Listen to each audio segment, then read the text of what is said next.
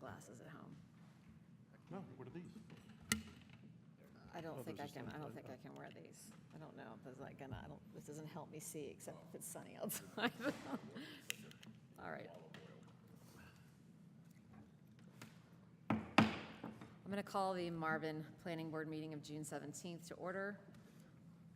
We do have a quorum.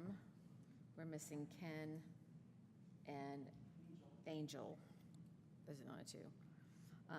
And there is nobody, there will not be any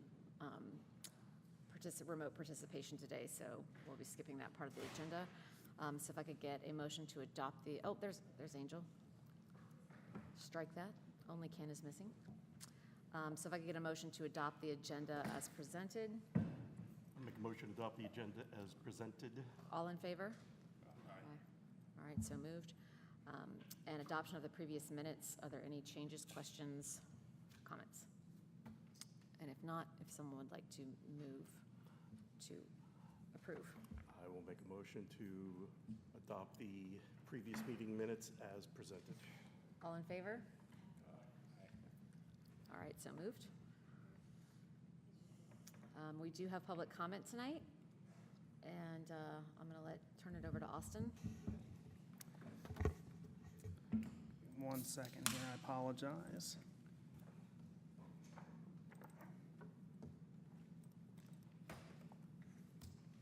There we go. Just a reminder, a maximum of 30 minutes shall be allocated to hear from the public during the public comment period. Speakers shall sign up on the sign-up sheet at the entrance to the council chambers before the meeting is called to order. No individual will be permitted to address the board if they do not sign up to speak prior to the start of the meeting. Each speaker will be limited to 3 minutes. Speakers shall approach the podium and state their name and address when addressing the board. Speakers must be civil in language and presentation and act within reasonable standards of courtesy. Use of slander, name-calling, personal attacks, or threatening speech or behavior is prohibited. The board may designate or ask for spokespersons for groups supporting or opposing the same positions. The board shall not engage in debate or commentary with residents during the public comment period. The audience must maintain order and decorum in their conduct and must refrain from disruptive applause, comments, or disorderly speaking during the meeting. A person who interrupts, disturbs, or disrupts an official meeting is guilty of a misdemeanor. A person who interrupts a meeting and is asked to leave the meeting by the presiding officer and refuses to do so is also guilty of a misdemeanor. That being said, we have 4 people signed up. So we'll start with Caroline Katz, 225 Tyndale Court.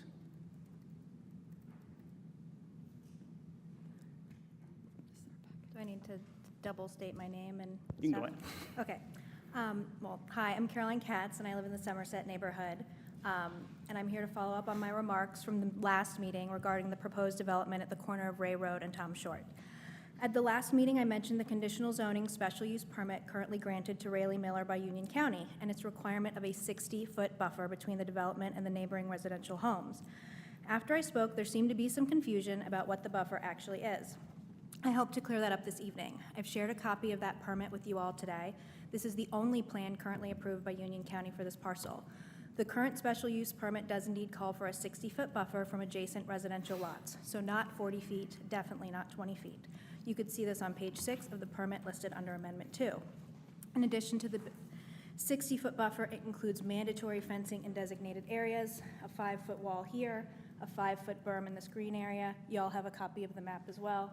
A 6-foot fence here, 1 foot from the property line, and fencing around the stormwater. An S2 high opacity screen is also required within the 60-foot buffer that must be at least 10 foot wide, consisting of various trees and shrubbery as defined in section 5590 of Union County Development Ordinance. You all have a copy of that as well. And a maximum building height of 35 feet per section 1030, not 45 feet as now proposed to Marvin. This has all been confirmed via email in writing by Union County Planning. Additionally, I'd like to call out Article 11 from the Marvin Development Ordinance. It lists a Type B buffer as required when going from single family to mixed use. I would just love to, after the speaking time, get clarification on why the developers have listed a Type C buffer, as this is single family home to mixed use. It is not residential to residential. Right now, it's being proposed to Marvin removes many of those protections. The buffer is reduced to just 20 feet, fencing and berms are eliminated, building height is increased to 45 feet, and high-impact commercial elements like gas stations, grocery stores, and drive-throughs are still included in the updated plan, plus it adds high-density residential. Yet, we are hearing that if Marvin pushes back on this proposal, the developers will walk and will end up with a worse commercial center. Their current plan holds them to very strict standards, stricter than what they're asking for now. They cannot do whatever they want commercially either. They can't build something like that storage facility, and incidentally, those townhomes would be much taller than that storage facility. And any changes to that plan would require reapproval from Union County because it's conditionally zoned, and again, I have confirmed that with Union County Planning. At the end of the day, we are just asking that you require the existing zoning protections that this property is currently beholden to. The 60-foot buffer, the screening, the max building height of 35 feet. We understand and trust that Marvin can be a better steward of this property. No one wants another storage facility. We want it to look nice too, but zoning laws exist, and we shouldn't just let the developers remove buffers and screening so they can simply pack more in. I don't think it's fair, and I don't think it's right, and I appreciate your time.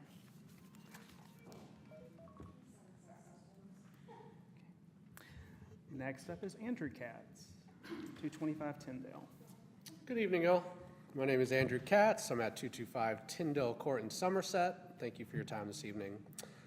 This isn't about stopping development. As we said last time, we totally respect private property rights. We always knew that this land was going to be developed. As somebody who lives directly on the corner, we fully understand that when we purchased our home. But we also understood that there'd be some reasonable zoning and permissions allowed for that development. What's being proposed now just feels really massive. It feels like it's being rushed through, and I just ultimately feel like we keep hearing sort of what my wife recently mentioned, that Marvin has to approve this or something worse will get built. When we were last here, we heard about the potential for a gas station, the potential for drive-throughs, and the fact that there are no commercial tenants that are already signed up. So we feel like this is way more relaxed than what they're already being held accounted to.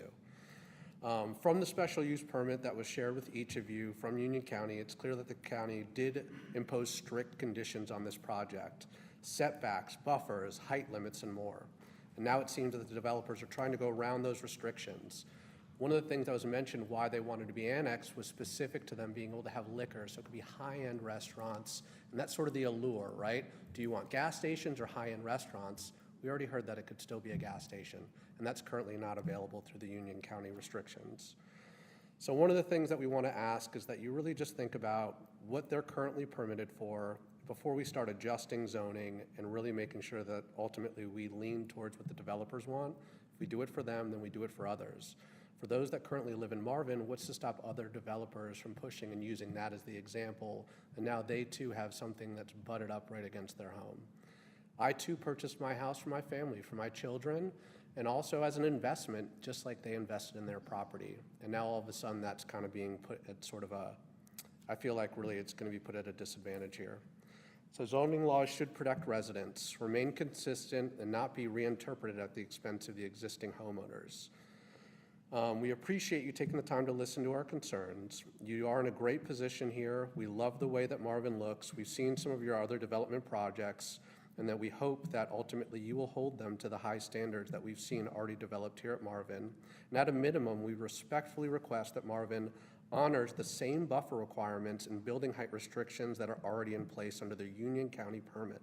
This would include a 60-foot buffer with the proposed fencing and screening requirements, a max building height of 35 feet, and added guardrails on the commercial use. We all know about crime that comes along with gas stations. That's a concern for us. We've also seen in the last designs, there was all this room for movement on the commercial side, but they butted up the residential side directly against the homes. There's going to be nothing to stop somebody from a 45-foot house looking down into my yard. That's a complete change in our life. That's time. So thank you, and I just hope that you'd all consider how this would impact you if you were in our situation. Next up is Pat Conway, 8910 Waltham Forest Court. Hi, I live in Somerset, and as far as the buffer goes... Can you come closer to the mic, please? As far as the buffer goes, I don't know if you really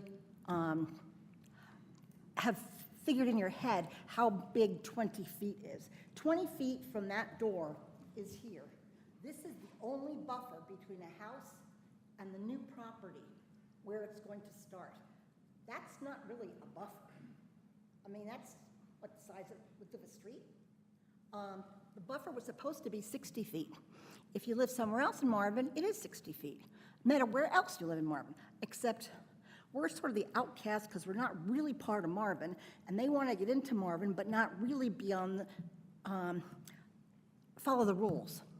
So the 60-foot buffer goes, and the property, the residential property is crammed up against the property line. And then there's a whole bunch of who knows what for where the commercial is going to be. I think the commercial could be slightly smaller, and the buffer could be increased to at least the width of this room. I mean, that's not a lot to ask. 60 feet is great, but how about 30? How about a compromise? Somewhere other than from that door to here. That is not really fair. If you live in Marvin, you know you're not going to get a house, neighborhood built next to you with this small of a buffer. I don't have that choice. I don't have that chance. I live where I live. I always knew it was going to be developed, but I never thought 40-foot houses would be 20 feet away from someone else's. We live in a nice neighborhood. Might not be the multi-million-dollar houses that other people in Marvin live in, but it's a really nice neighborhood. I've been there for 25 years, and I love it. And I really want to see us treated like, with the respect that people in Marvin have.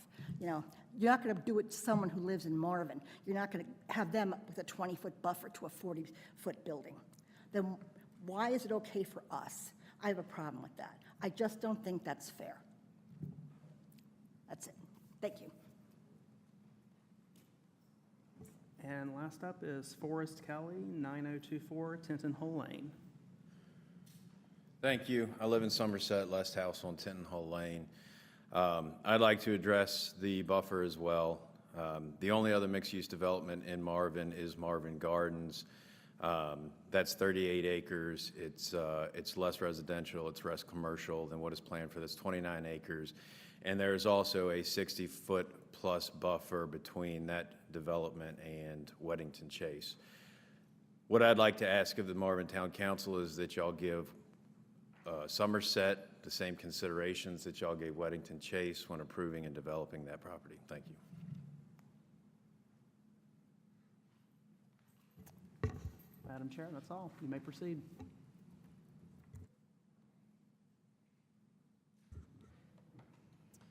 So we are moving on to presentations. It just says presentations. Skipping, all right. Unfinished business, so discussion and recommendation of CZ-2025-2. You may proceed.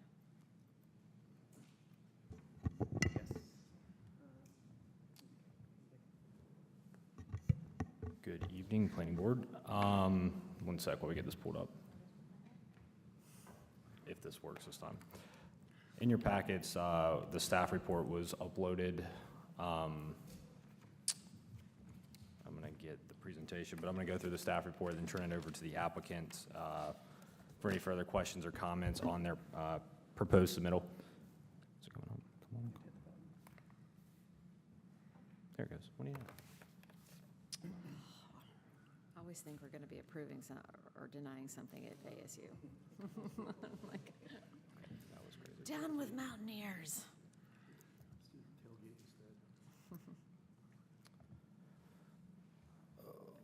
Boy.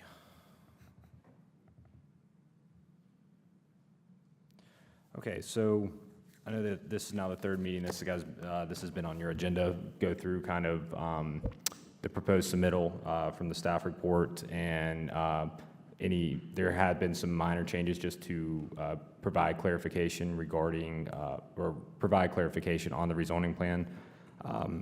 So the application's been received to annex and rezone the property there located at the corner of Ray Road and Tom Short The property is approximately 28.11 acres. And the proposed rezoning request is to go from Union County. If they were annexed, obviously, we have to zone them to one of our zoning designations, which is currently zoned Union County B2 as part of the PUD 6, which has specific conditions. Basically, conditional zoning before conditional zoning became where it is today. But the proposed rezoning to the village would be to MU2 CZ. This proposed request is to develop a mixed-use development to include 13 detached single-family homes, 62 attached single-family homes, i.e. townhomes, and 165,000 square feet of commercial retail. So looking, let's see if I can go back. We'll use this as an example. So looking at the existing condition of the property, it is vacant. To the north, you do have a residential use of Somerset. To the south, you have commercial. To the east, you have commercial and residential, and it's backwards, but as well as to the west, you have commercial and residential surrounding the property. So once again, as mentioned, they have in their rezoning plan 3 different development nodes. Development A, which is the blue, is to be developed with up to 13 detached single-family dwelling units. Development node B is the townhome area, and development node C is the proposed to be the 165 square feet of commercial retail. They did add, we did add a condition/note into the development standards that, for clarification, because they are proposing kind of 2 different scenarios, which really is just how the commercial, once again, these are the conceptual site plan. What they are asking is basically to have some of the flexibility regarding where building placement and stuff is in the commercial. But we did have them put a cap that the maximum size square feet for a building is 65,000 square feet, and there can only be one of those. So that kind of then locks them into one of these kind of 2 variations of the plan. It was kind of vague prior in their original submittal to where you could, in theory, could have had 2 larger buildings or something like that. So this kind of puts some of those kind of protections and parameters on that. Getting into the permitted uses for the site, they are requesting that otherwise set forth as part of this conditional zoning, the property be devoted to all listed in special uses and uses with additional standards for the MU2 district. They have proposed to prohibit the following uses as part of their submittal, which includes daycare, bingo games, coin-operated laundry, self-storage, truck and utility, trailer rental and leasing, sign fabrication, group care facility, family care facility, nursing home, laundromat, coin-operated, and warehouse self-storage with outdoor storage. All those are currently permitted in the MU2 district, so they are going ahead and restricting those uses. Furthermore, and this was submitted back to the applicant today, but staff is recommending to also prohibit the following, which is batting cages, bowling lanes, coin-operated amusement, game room, video game and coin-operated, hotel, motel, Holiday Inn, laundromat, coin-operated, multifamily dwellings, and self-storage, theater, and there's a few others that were then identified as potential, which, as you heard during public comment, one of those being a service station, which would include fueling pumps. Convenience store with fueling pumps is not allowed. It's weird how we have it in the MDO, but in short, service station with fueling pumps is, and basically a service station is more, I'm trying to think of an example, but it gets tricky at that point. So I have requested that we try to provide some clarification in that. They do have some quote-unquote clarification language in their development standards, but the use itself is still, can be interpreted that a fueling station or fuel pumps would still be associated with the proposed development. So like an Exxon could go there? Like an Exxon or BP could go there? I'm sorry. The way I interpret it is really that service station, it has to be, the fuel pumps have to be associated with some type of other primary use, i.e. like a grocery store, is how it reads for the SIC code, which is what we reference in the permitted use table. But that is where staff is working with the applicant to get clarification in those development standards regarding that, based off of public comment and kind of discussions with council. It's my understanding that it's not part of the vision to have a gas station there. So that could be something that is recommended as part of the planning board's recommendations. Once again, those conditions do have to be mutually agreed upon, so you guys can still recommend those conditions. But I do have a good feeling, like, I know that most of council kind of feels that same way, so that would be something that between this meeting and the council meeting, we would get those conditions finalized and mutually agreed upon. But at the same time, like, if they don't agree, once again, that could impact how council votes on the project. So would a service station be something like a Woody's or a Firestone? That is also Fire, included, yes, you know, in the maintenance? service station. Minor repair, so think of like any type of quick lube oil change, or any type of those minor type automobile repair services. Okay. And that was, like I said, that is in my notes as to discuss with the applicant. But there are, in the MU2, like I said, I went through the permitted uses today. Those are the ones I just listed were the ones that staff is currently pretty much saying that is recommending. And there was about 5 or 10 more that could be discussed. Are we going to be asked to vote on this tonight? You are, yes, because per the ordinance, but that's what I'm saying. So in your recommendation, It seems like there's still a lot of moving pieces, though. well, the uses are outlined in the MDO. They, as part of their updated submittal that they got to me last week, included those additional prohibited uses. And so staff went through today, finalizing the staff report on other recommended uses to be prohibited as well, or at least putting some parameters on. So with that being said, planning board can still make their recommendation. If there are, we can go through the uses when we get to the discussion part. If there's any more, then planning board just needs to add that into their recommendation tonight. Or could we say, once you get everything nailed down and agreed upon, then bring it back to us and? No? Technically, because per the MDO, this is their third meeting, so unless the applicant asks for it to be tabled, you guys, even if you don't make a recommendation tonight, technically it still goes to council, which is no recommendation, is what the ordinance states, and that follows state It's going statute. to council regardless. It'll go to council with our recommendation, without our recommendation, or no recommendation. Correct. Okay. Like I said, and even if you guys were to not recommend, or it still goes to council, because they are ultimately the legislative body that makes that decision with the public hearing. And by that time, all these loose ends may Yes. have been tied up, and council's the final decision. Correct. Or the And only decision. council can still hold that, after tonight, hold that public hearing. If those are some of those final details that we can't mutually work out, then they can still close the public hearing and table that decision. We've done it before with the Marvin Grove, like, development agreement and certain kind of conditions there that were recommended by planning board, but then had to get the quote-unquote, like, legal verbiage into the development agreement and the conditional zoning ordinance for that specific rezoning. So we held the public hearing, tabled the decision to the next meeting, so that could be something that council does as well.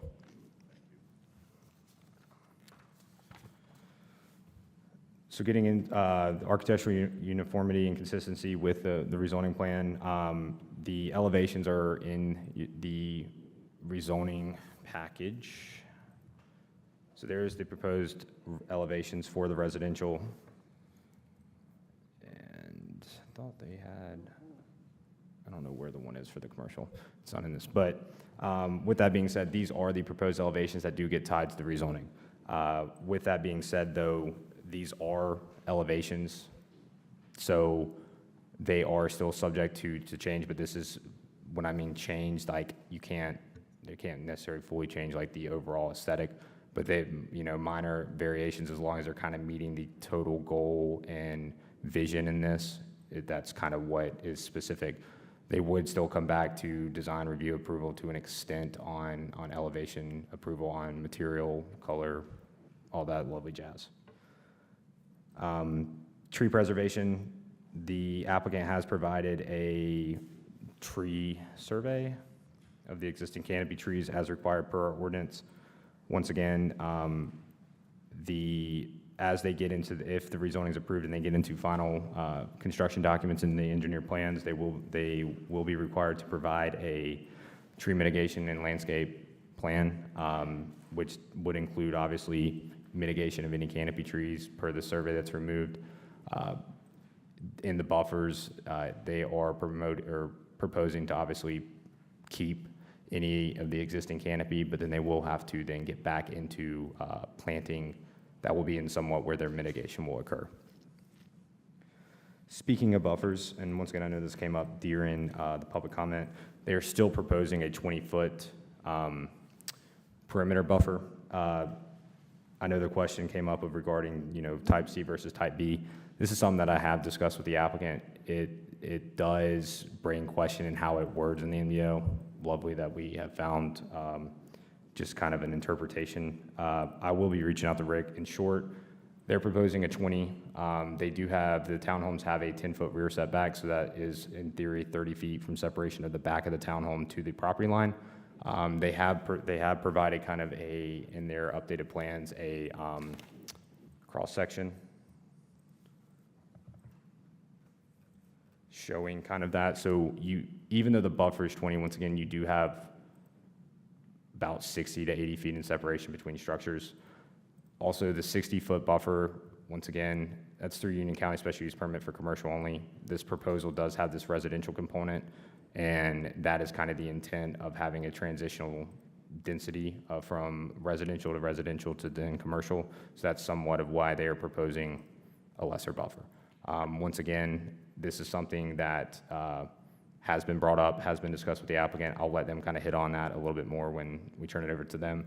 Staff is recommending, if the buffer is to be approved at the 20 feet, that the opaqueness, which is 60% as required per our ordinance, is potentially increased to a higher density of plantings and quality plantings. But that is something that, once again, is one of my recommended conditions. Let's talk about, in our zoning, C is residential to residential at 20 feet? Correct. So, let me pull it up.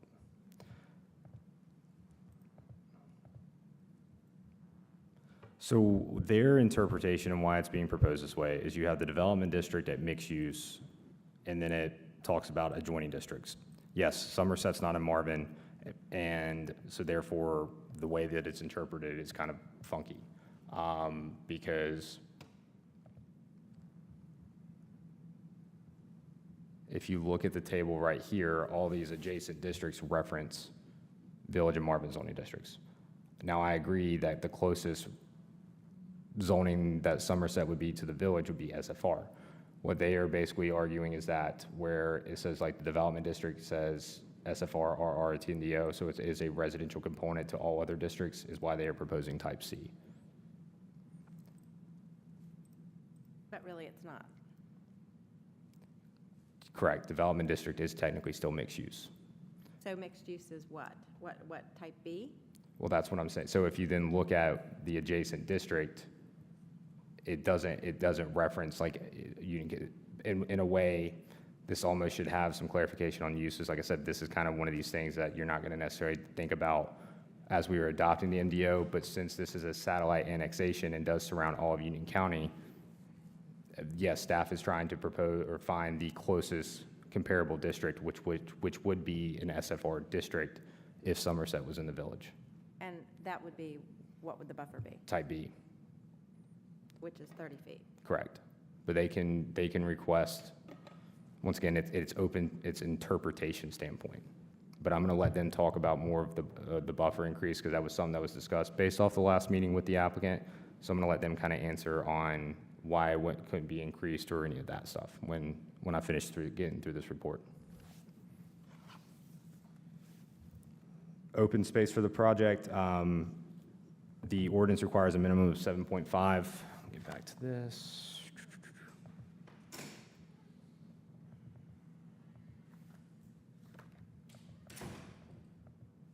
Maybe.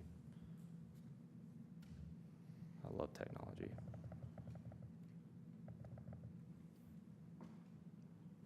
So staff has had the applicant update their kind of open space kind of calculation. So, this is the wrong one.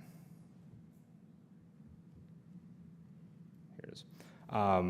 So this is showing that basically based off the buffer, the other open space in the lighter green, and their total proposed right there comes out to 8.7 open space, which again, the minimum requirement 7.5. This calculation does not take into account open space between the residential and the commercial, as well as other kind of open space. So the actual open space is going to be higher than what's being proposed. Once again, it's already above the minimum. But, you know, as they finalize, you know, if approved, their final kind of building placement in the commercial site, they will have more open space proposed than the 8.7 as calculated. Staff's also then put as a recommended condition that they provide a commercial open space or amenity plan as part of their construction documents, just so you kind of get a feel of what those open space that's shown on the plan in the commercial, what they are proposing.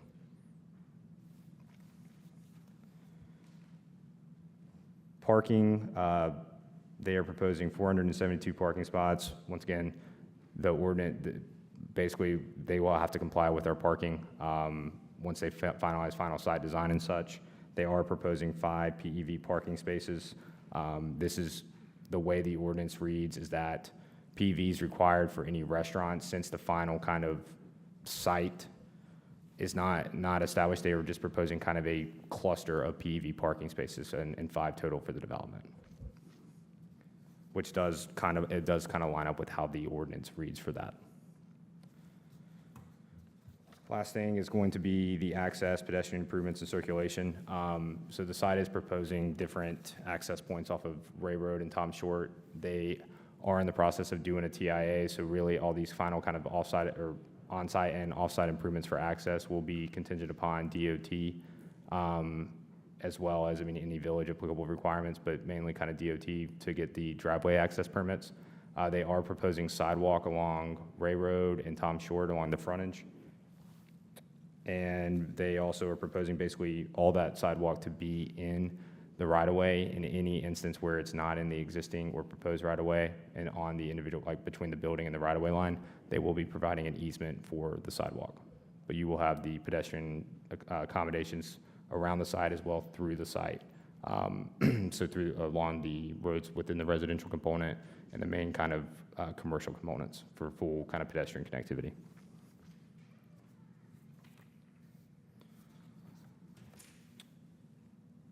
Other than that, water and sewer is pretty, it's same old, meaning that they'll have to get approval through Union County for wastewater extension and water extension. All that would come contingent upon obviously rezoning approval and then moving into construction and engineering documents. And same goes for stormwater. Their stormwater will have to be designed. They're proposing 2 BMPs. Those stormwater ponds will have to be constructed to comply with the village's Article 19, which once again does go up to the 100-year storm. All that would then be reviewed in compliance as part of the next phase if the rezoning is approved. Other than that, that's kind of high level of my staff report. I will turn it now over to the applicant for any kind of additional comments or any questions from the board. I have a question for you. At what point in the process, whether it's construction documents or if it gets tied to this application, do we, the out parcel buildings, because I do have concerns over how the backs of those buildings are treated, much like the From like screening and stuff? poles, from screening or just, So somewhat is already kind of in Article 11 regarding screening of dumpsters at back of buildings and such. And the other, I do believe in their development standards, there is some stipulation on that, but that can also, we can be a recommended condition to make sure that all back of building, all that's kind of screened. But if in it's either Article 11 or Article 9, there's a example kind of showing an illustrated example from the back of buildings to the right of way and stuff, and it shows kind of how basically the landscape buffer in that instance is supposed to be providing screening and stuff from the road. and terms of signage, like building signage on the out parcels as well, I know that when we're dealing with Marvin Gardens, they have a very specific, set of rules with their conditional zoning. So what would technically apply to this? So they have two options. So one, you have the signage stuff in Article 16, can't remember off the top of my head, which means basically the signage for each individual building.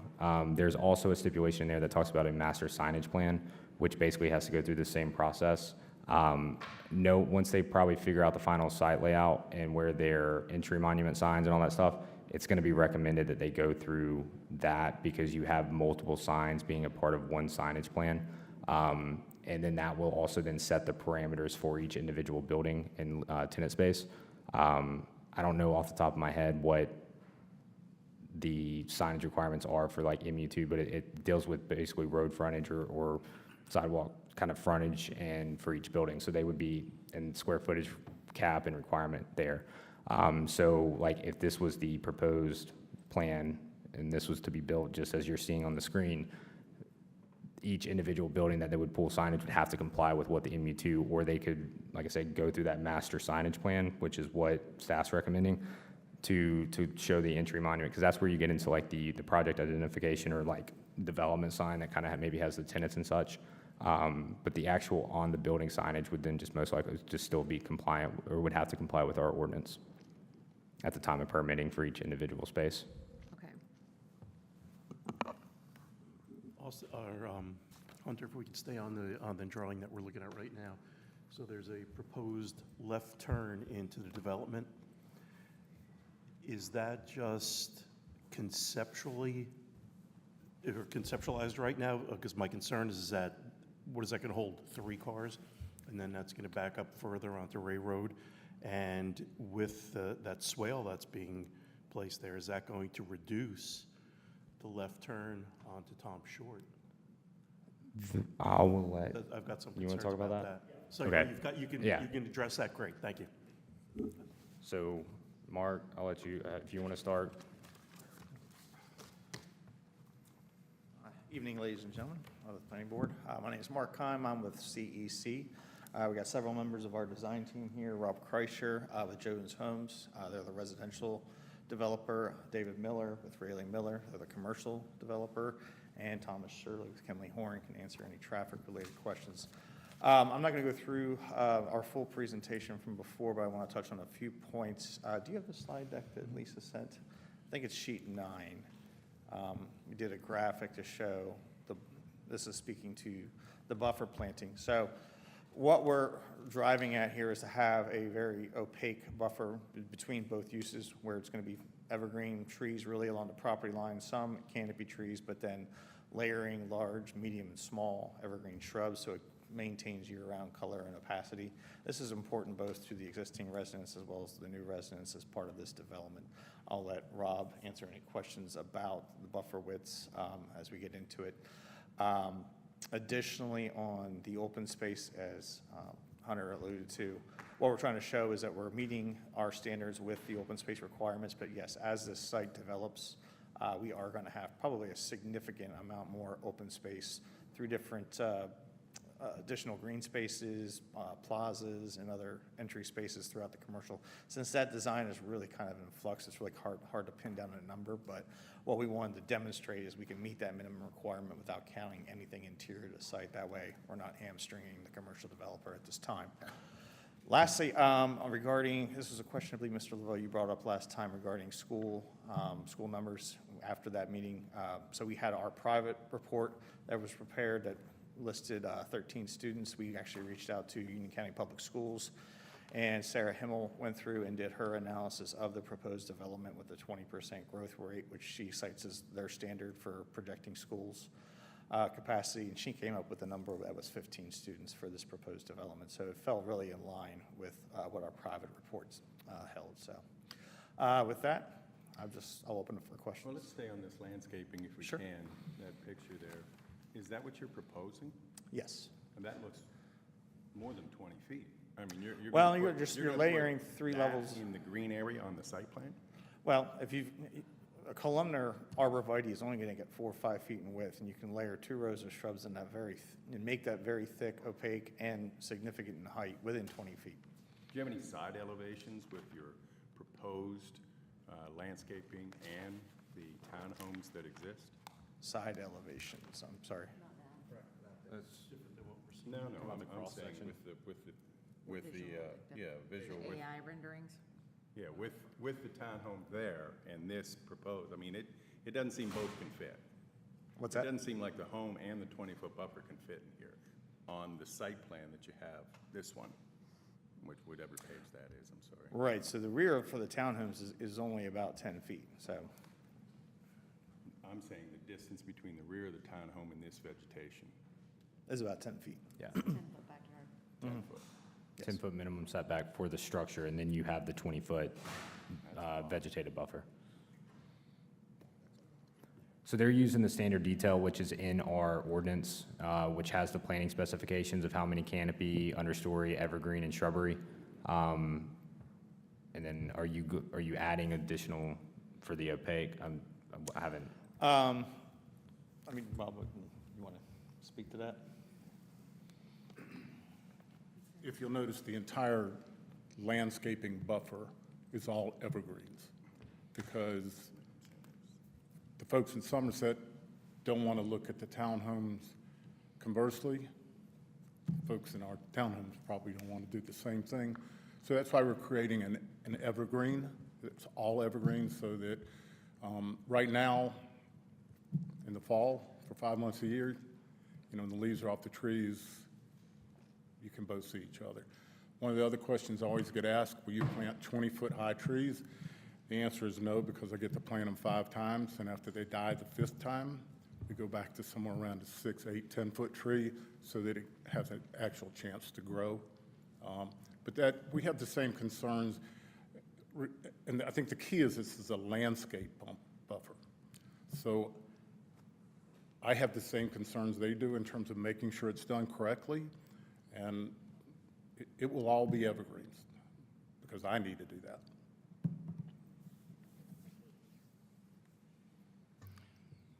Hunter, maybe you can address the planning board about the last week's council meeting where there was concern about height and elevations. There was, as you know, there was a couple of council members. Go ahead and you can. So if you guys recall, at the last meeting, you guys recommended some text amendments that did include a change in the building height, one being to the attached townhomes, or the attached housing for the townhomes. There was question with it did ultimately get approved, but council did have some questions / concerns regarding, because the way the building height's measured is to the mean average of between the roof and the top story. So in theory, if that was 45 feet, the actual top of the roof line would be higher.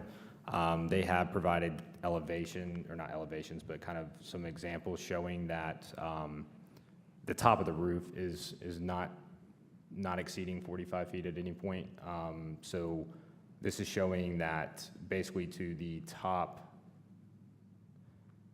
this is about 45 feet measured to the top of the thing, but to the mean average of this is about 39 to 40 feet. And then the smaller, once again, this is providing some kind of different variations of the architectural, so it's not a straight 45-foot high roof line.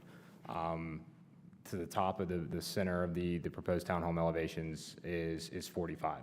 So the actual building height per our ordinance and measured is below that. If you look at the 2-story, once again, that's even lower. So that's more in line of kind of like the single family. So it is providing kind of some variation regarding your roof pitches and everything, but the top of the roof is not exceeding 45 feet, which that was somewhat of the concern from council, was that if it's 45 feet, are they proposing 45 feet as what the ordinance requires, which means that the roof line would actually be higher than that? They're proposing that the roof line is 45 feet or less. Now, just as, Mr. Katz had mentioned about the fact of prior to this development, the one that was approved by Union County, was a maximum of 35? I would have to double check, but if that's what I think that's what's in the B2 ordinance for that zoning, but I don't know if there was any other stipulations, because that PUD dates back to the 90s. So I don't know if there was any other conditions or when they amended in 2014, anything specifically for building height. What was approved was 260,000 square feet-ish? 275,000 square feet of commercial. Once again, if it was commercial abutting residential, yes, I understand a greater buffer there. And this is where, even in our land use plan, we talk about kind of transitional density, or with buffer density and stuff in their transition of uses, and that's what they're proposing, is you have single-family residential abutting either single-family residential, well, still abutting single-family residential, but the density of it's, different depending on where you're looking at on the plan, and so that's where that in theory is somewhat of a buffer between the existing residential and the commercial. So even though it's not 60-foot vegetative, you do have kind of a transition of those uses, and that's kind of what their intent is behind this proposal specifically. So the interesting thing is that the approved development already, there would be, I don't know, what would be the buffer, I guess? Be 60 foot. 60 foot. So I guess, it's the weighing of, okay, you got a 7-Eleven there, but it's way over there, as opposed to having residential, which is over there, so it's a matter of. Yeah, I mean, like I said, it's how you look at it. This is our first mixed-use development. I mean, like I said, this is testing the MDO. So there are some things, once again, that this is how we kind of identify some things. But once again, planning board can make those recommendations and to try to incorporate them in regarding buffer planting. I mean, that stuff is part of this approval, if the applicant agrees / can do it. But I know, like I said, staff did request to, see if they could increase the buffer sizes, and that was the other thing. On the previous plans, the key was off, because there did look like there was room, but they have updated that, and like I said, it's showing 20 feet with then a 10-foot rear setback. What did staff ask? In the previous plan, this 20-foot hatchling, it showed a 20-foot hatchling, but then the actual width was wider, so it looked like the actual buffer could be increased, but the scale was just off, and so that just had to be updated to be consistent, to make sure that what they're showing is accurate. I think we might have requested at the last meeting to show what a 60-foot buffer would do to this. I can pull up does that eliminate all of the homes? Does it kill the deal? I mean, Or even 30 feet, which is the type B, which is the, like I said, that was something that was discussed with the applicant. They have a private agreement because Jones Homes is purchasing the land from the owner. So I'm not sure what their agreement states, but that's why, once again, it gets into their agreement, which it's still, like, obviously they're coming to the village for annexation and rezoning. But Rob, or Mark, you want to answer on why you can't shift it or anything? Or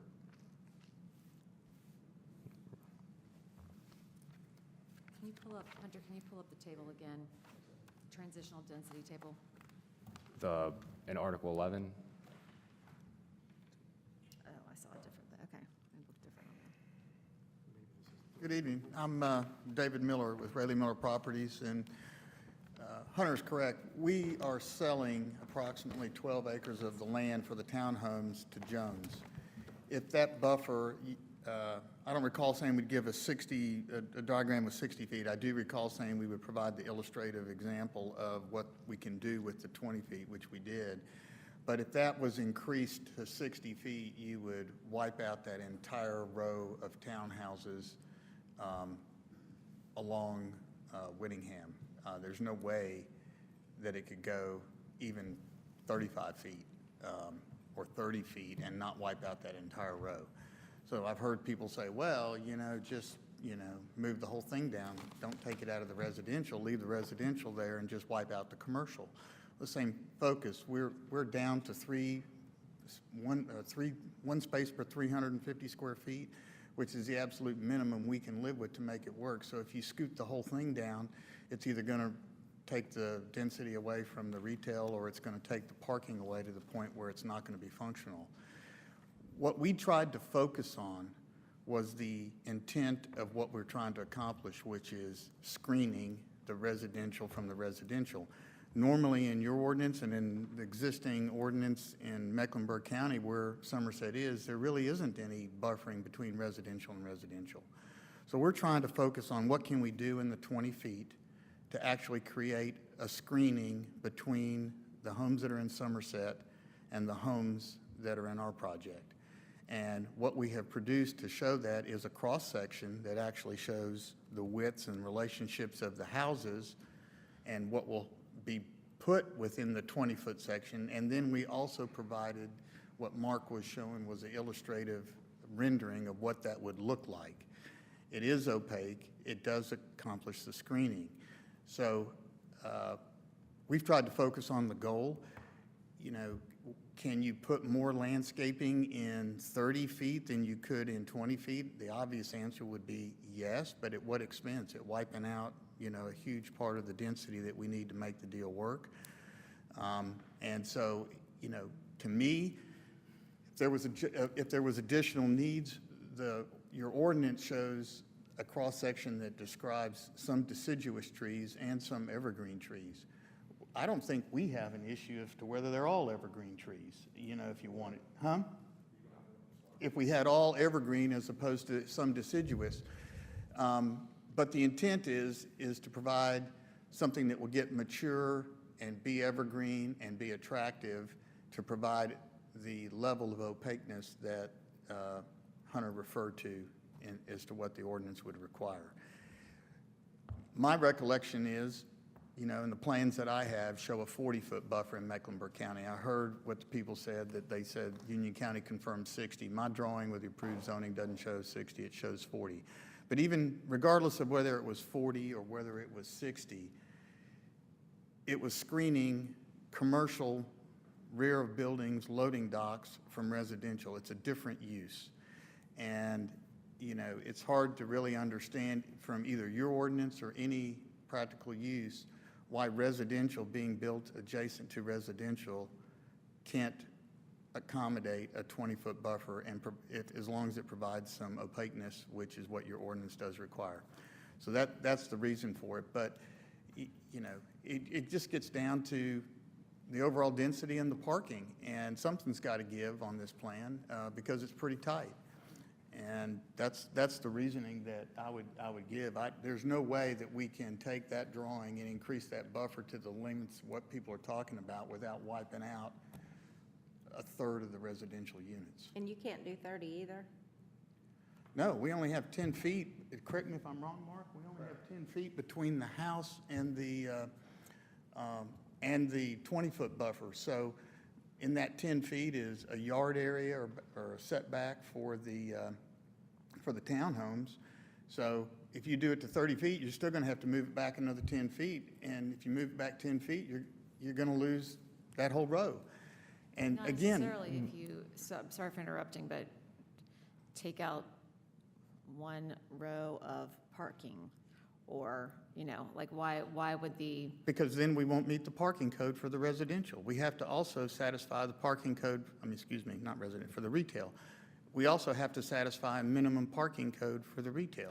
right, so minimum parking though has been loose around here. Not, well, once again, that's Heritage District. So this This has. is a different mixed use, okay, I The got you. parking has specific ratios based off the use. And we have minimums and maximums in, I think it's Article 12.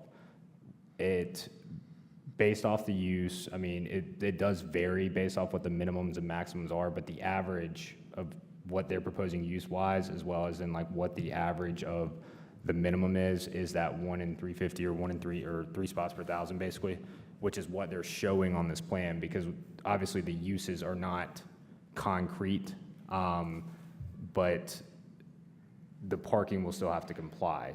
So that's what they're proposing, basically a general parking plan to comply with the minimum average of those uses in that article. How much retail would you have to reduce to comply did you figure that I equation? guess it depends which of the plans we end up developing, but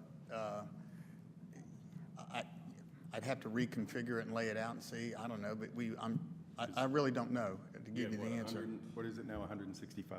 Yes. So if you reduce the retail, you can What- comply with the parking, get the 30-foot, push that back, everything shrinks. It's just a matter, now it's just a math equation for you. It is. It's also an equation of what's wrong with accommodating the screening if it can be done within the 20 feet, to do it within the 20 feet. Because it's type B, it's not type C. Well, it's Well, and residential to residential. I will also But it's high-density well, residential. it doesn't. Well, I will we are- clarify. According to our land use plan, we do want transitional density, and transitional density from high density to single-family homes is still transitional. Well, So, what I want to clarify on is what article, even though the type B is 30 feet, that's the average width. The width can be anywhere from 25 to 50 feet.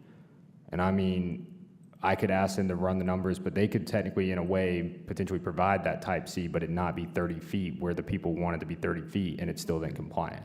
Because it can be 25 feet and then where behind, I it's think like these then you're- lots and here and even here, if they went up to 30 to 35, like bring the average to where it's 30, then that would then technically be still compliant with that one. So that's not necessarily a loophole. It provides some flexibility there in that width, but the average width is supposed to be 30 feet. So even if we requested the type C or type B buffer to 30 feet, it doesn't mean it's 30 feet consistently around. It also allows for some mitigation if you do a fence in lieu of landscaping. does Correct, not? it does. So, if you turn around and you said, what would you rather have? Would you rather have 20 feet of lush landscaping, or would you rather have 30 feet with a 10-foot fence screening buildings that are 10 feet lower than the side? If the goal is to screen one use from the other, the townhomes from the homes or the homes from the townhomes, landscaping, as we've depicted it, does a far better job with evergreen landscaping and the shrubs and the trees than any type of a fence or an extra width. And I just, don't want, again, it sounds cliche, I don't want to lose sight of the forest for the trees, okay? I would also maintain that even if you discount the fact that what we were screening before when we were zoning the property in Union County, what we were screening was the loading docks of retail buildings adjacent to the homes and the other adjacency issues that come with that would have mandated possibly a wider buffer. That doesn't happen. The other thing that's happened in the meantime between 2014 now, and I brought pictures and I can leave them with you to show you, many of the homeowners that are along that buffer have cleared land in that buffer. I've got the pictures with me tonight. I'll circulate them to them. Some of the homeowners, including some of the ones here tonight speaking, have park areas, fire pits, gardens, playgrounds. Some of the people who've built a fence put gates in the fence to access, and they're using the area. They've cleared the area behind their fences on our property where the 20-foot buffer would be, that would have been natural vegetation.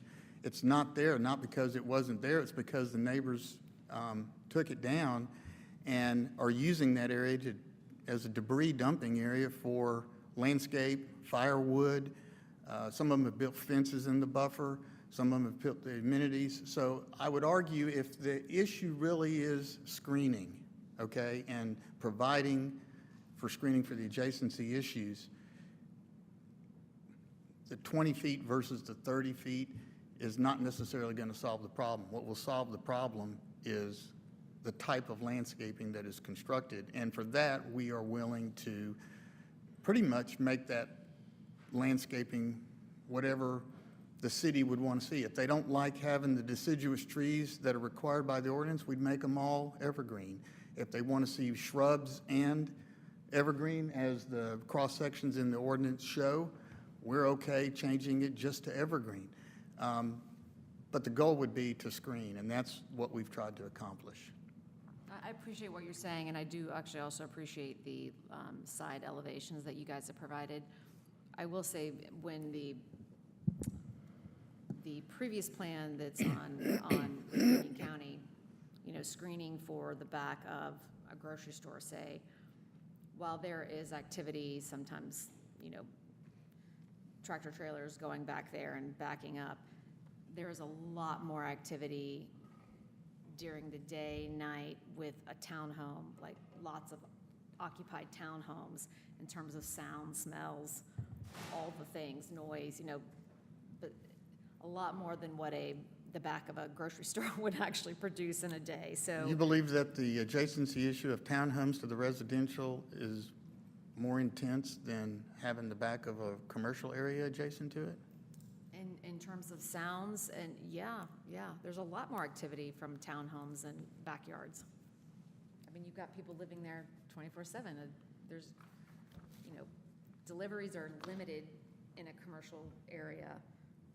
We have delivery times that can be put in place, so, I don't know, when you, I tend to agree. If you drive behind a shopping center, most of the time, there's nobody there. there's no one there. I mean, it is noisy. They deliver when and they they're- get out because they got to make another delivery.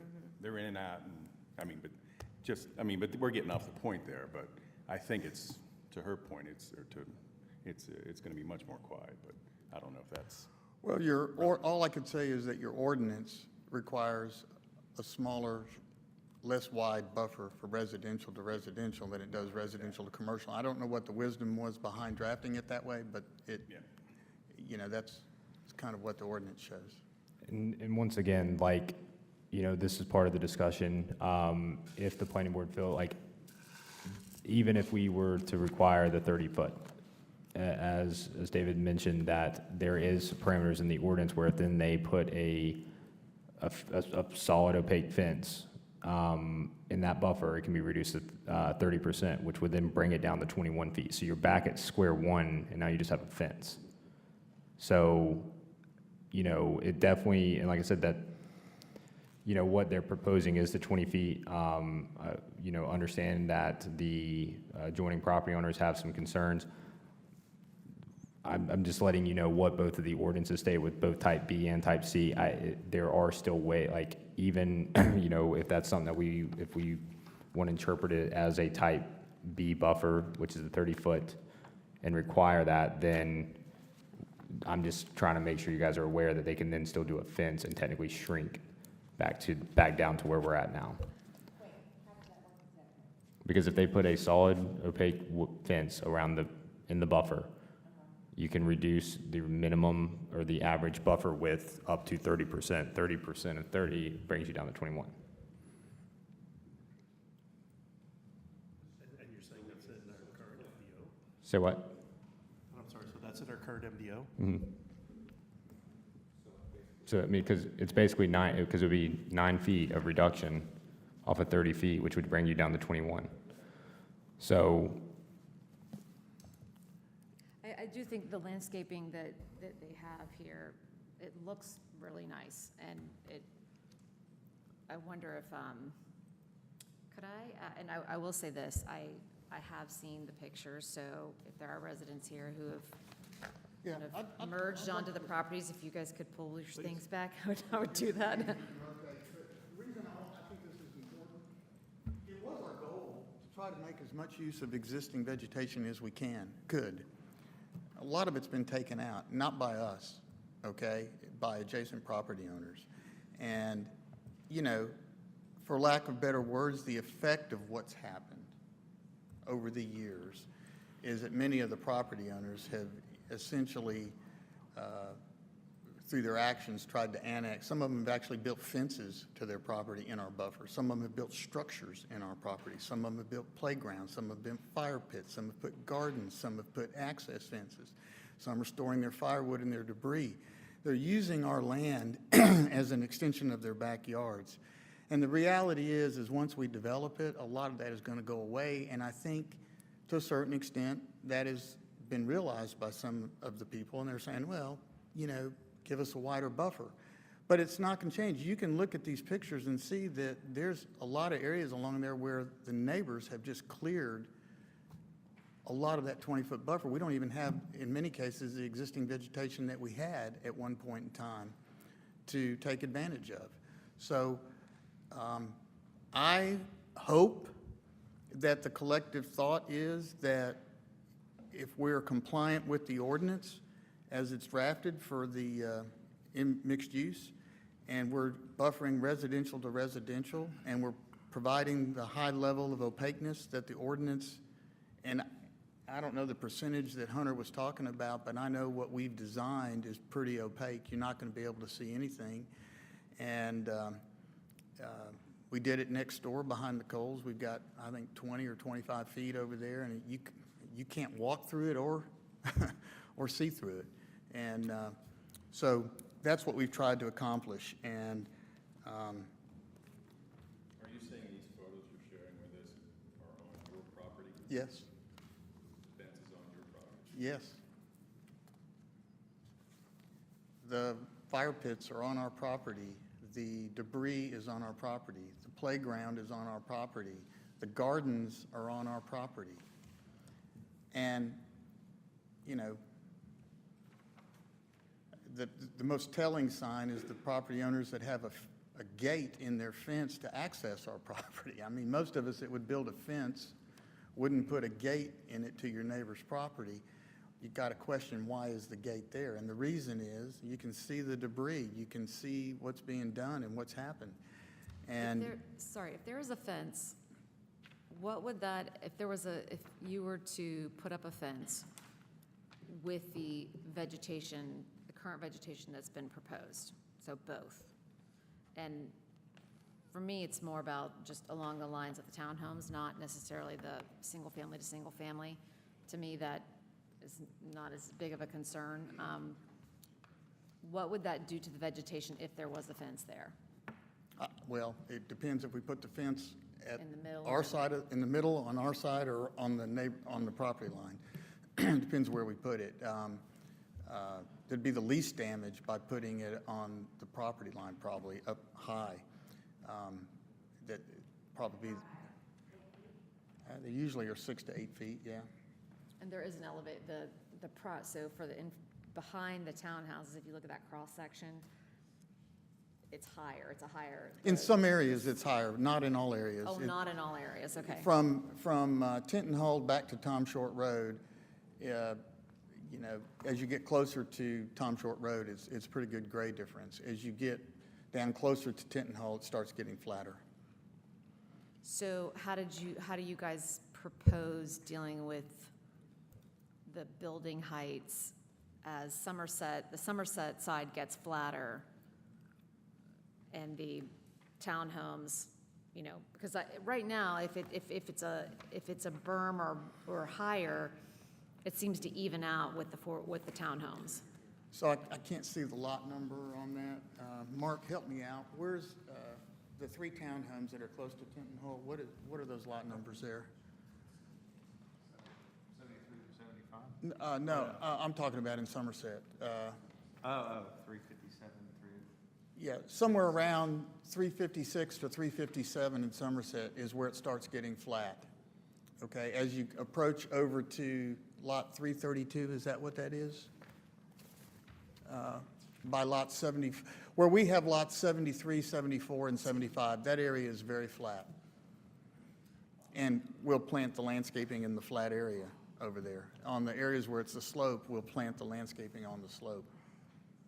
Okay.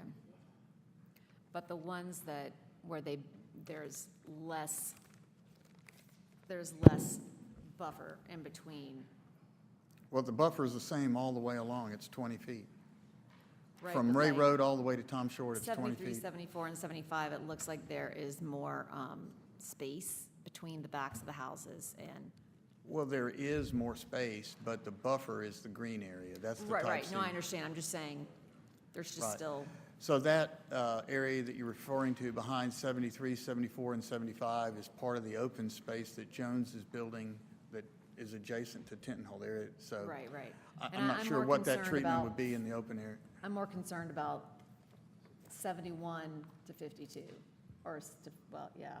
Yeah, as you get closer to 52 is where the grade differential is. As you get closer towards 70, 69 or 70, it's flat. It starts getting flat. It's probably flat at 72. 72, 73, 74, 75, the open space back around where the single family is, that area is pretty flat. From 70 down to 52, it's a pretty good grade drop between the Somerset lots and the townhomes. Here, I can pull that, just, this will help.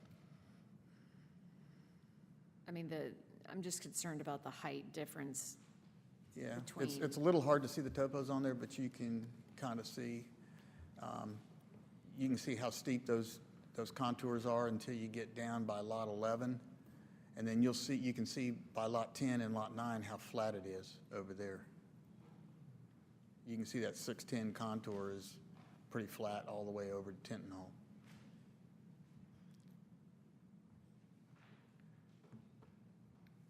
You guys seen this? So roughly along the property line, it's anywhere between 620, 628, but let's just say 620.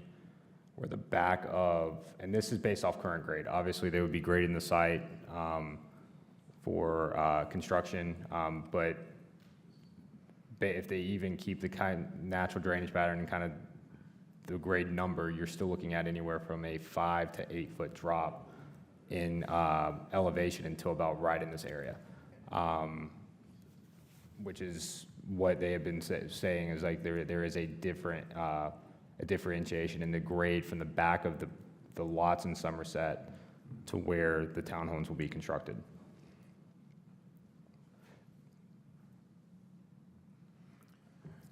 I mean, you can see some of those contours. Looks like on this, they encroach into the Somerset lots. It just really depends where those elevations are.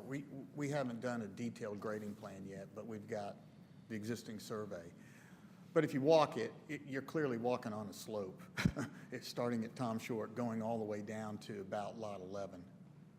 You're pretty much walking cockeyed at that point in time. Should I leave this with the council? I mean, yeah. Yeah, you can leave it. Could I request one of the homeowners come back up?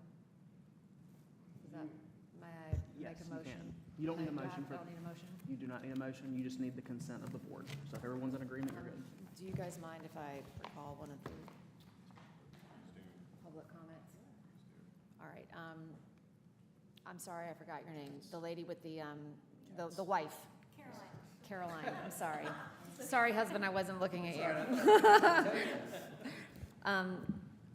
So I know that you're hearing a lot of things, but when we're talking about fighting for 30 feet versus, because that is what technically for us, if we were to consider Somerset as being a Marvin home, 30, it would be a 30 foot. So, but what he's also saying, it makes sense as well. So it's like, as a homeowner, because we would want to protect our, we are all homeowners here. Yeah. So is it worth fighting for a 30-foot buffer when you might get less screening, or a fence with very dense screening and you've got a very solid separation between the two? I mean, kind of, can you ask them to, or I don't know who has control of maybe Hunter? Can you bring up the picture of the plan that shows the houses? The basic one? Yeah, one sec. So you could see some of them, the property line is the side of houses. So that's, that little drawing, not this one, sorry, Yeah, I'm pulling it up. Oh, one okay. sec, Sorry. I sorry. mean, the house and townhouse So when they renderings? kind of show the picture, they made the picture and they're like, look, there's a 10-foot, there's a yard, and then there's a 20-foot buffer, and then there's a 10-foot setback. Well, that might be, I'm not sure where that example even is, because if you look, it'll be better when he just gets to it. Okay, this one, can you do the one where they made the drawing? Yeah, right here. Or I guess, yeah, this is fine. So, So so do you see right, thank you, exactly there. Those are the sides of houses. There's no yard. That black line those are two actual houses. That's siding. And then there's 20 feet to someone's pool. Oh, thanks. I'm scared to point it at somebody. Am I doing it wrong? There we go. This black line is someone's siding. That's a house. That's not a yard. There's not even a side yard. That's where the property line is. Sorry, I'm shaking. The 20-foot buffer, I mean, and you see that cul-de-sac, like, that person's pool is gonna be just as close as this front door to the cul-de-sac. I don't know, Jones Homes might want to consider that they're not going to be very happy when there's constant wiffle balls, baseballs, kickballs, whatever in their pool. That's not just to us, but those future Marvin residents. That's really close. Then you look here, there's just a tiny bit of sparse landing, and it's an uphill. So those townhomes there, those first ones that you were already all concerned about, the flat grand, that goes uphill. Those are going to be towering over the homes on the end of Tyndale, like probably by 25 feet, because that's got to be a 6-foot hill right there, and then they're going to be towering. So, I mean, you know, yeah, it's tough to say. Like you said, to me, it feels difficult, like, to pick, okay, 30 feet. I guess I don't quite understand why we would get less shrubbery with 30 feet versus 20 feet. I don't get that. I guess I'm 30 still. feet is what would be like just a normal single-family home backed up to a single-family home. So Okay. there's really not a lot of screening even done if you've got two single-family homes backing up to each other. But because the townhouses are considered high density for us, and we've never approved townhouses before, so that's a whole nother thing for us. But the screening just is an extra, it's just extra. So Wouldn't we still, I guess that's where I mean, yeah, I guess, like I said, it's hard for me to answer. I mean, right there where the pools are going to be basically on the cul-de-sac, yeah, I think 20 feet is just, I mean, I think on both sides of the property, that is a bad plan. I mean, that is too close. I mean, it's like unfathomable to me. I don't even know. I feel like you all kind of can understand. Like, could you imagine, even if you were these new people and their pool is 20 feet from the side of someone's house? You know, that's really close.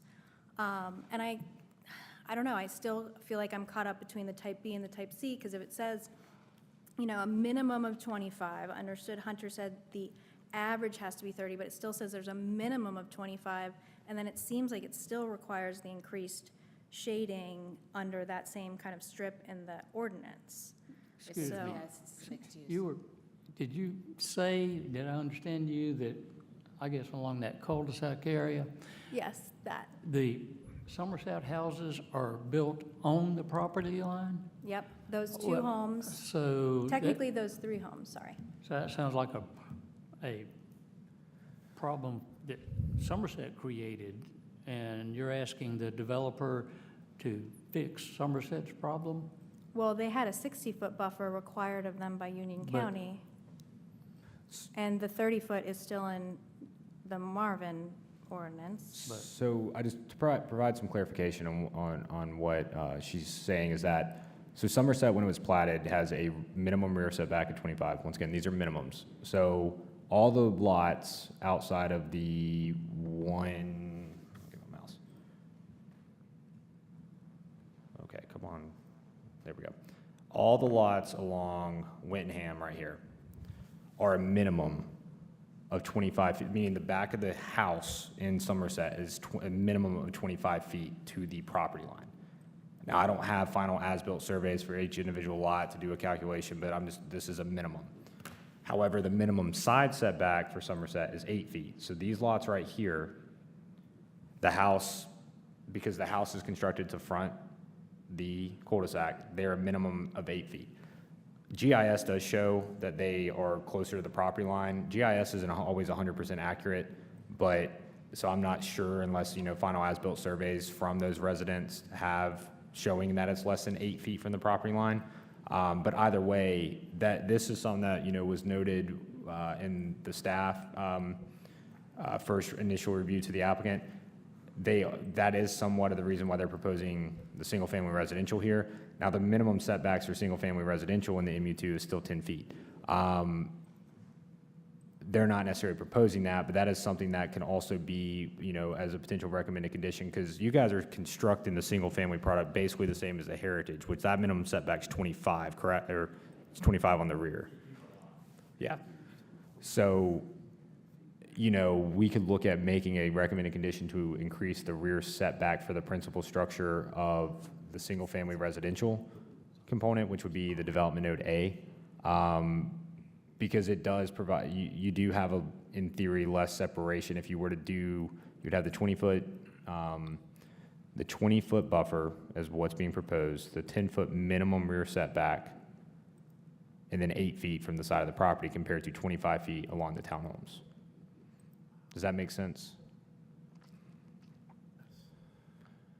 There's definitely not Caroline, 8 feet. Oh, sorry.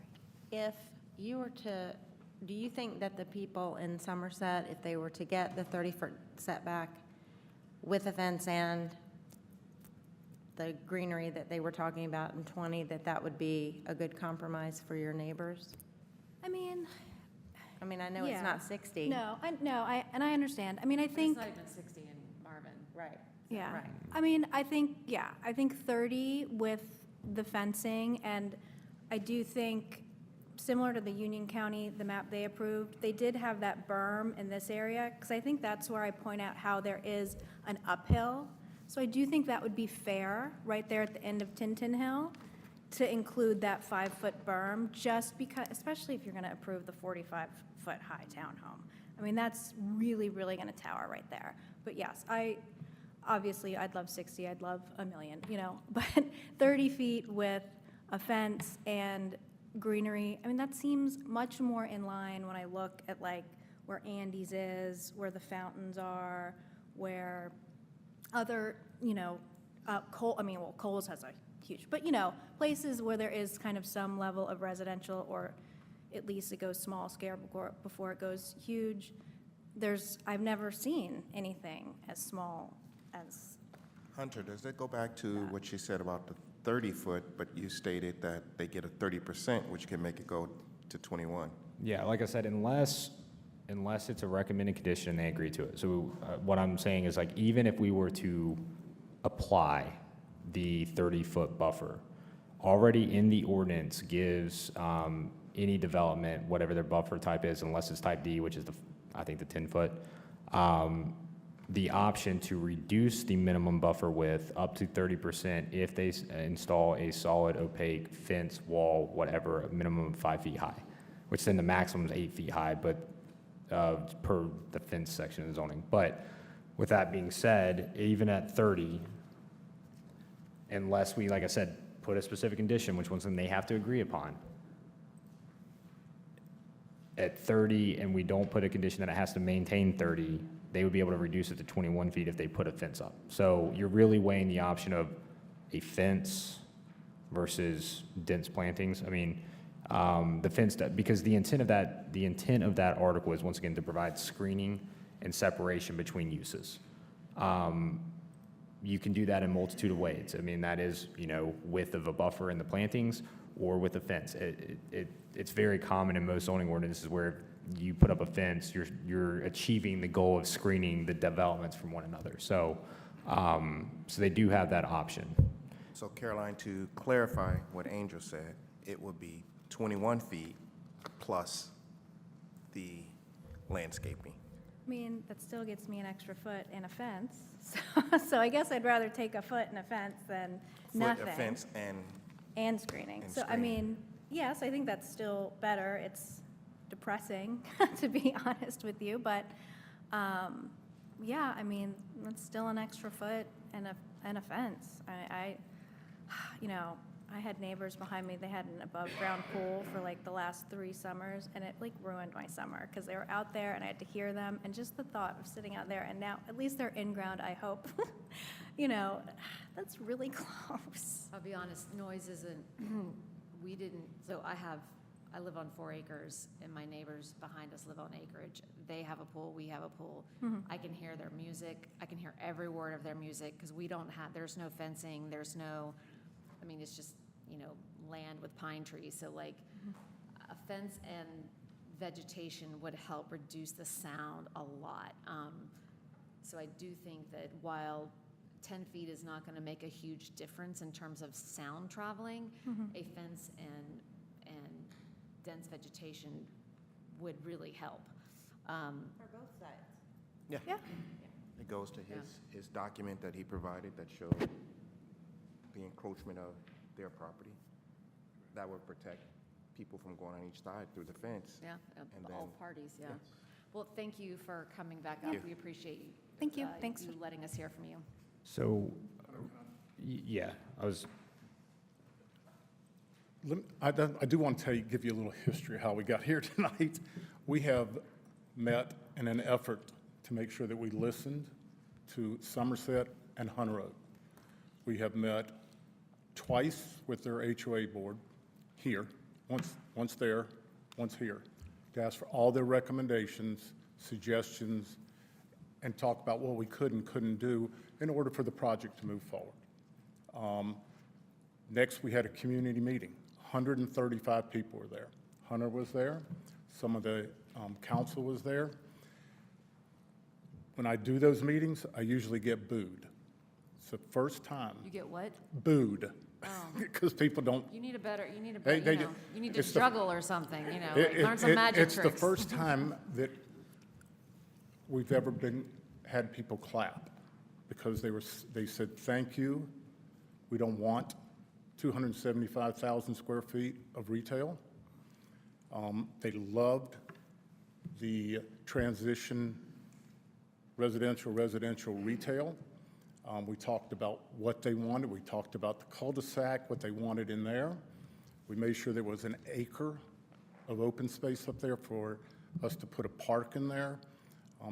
The residential units are 110 foot wide so that all of them have side entry, not front entry.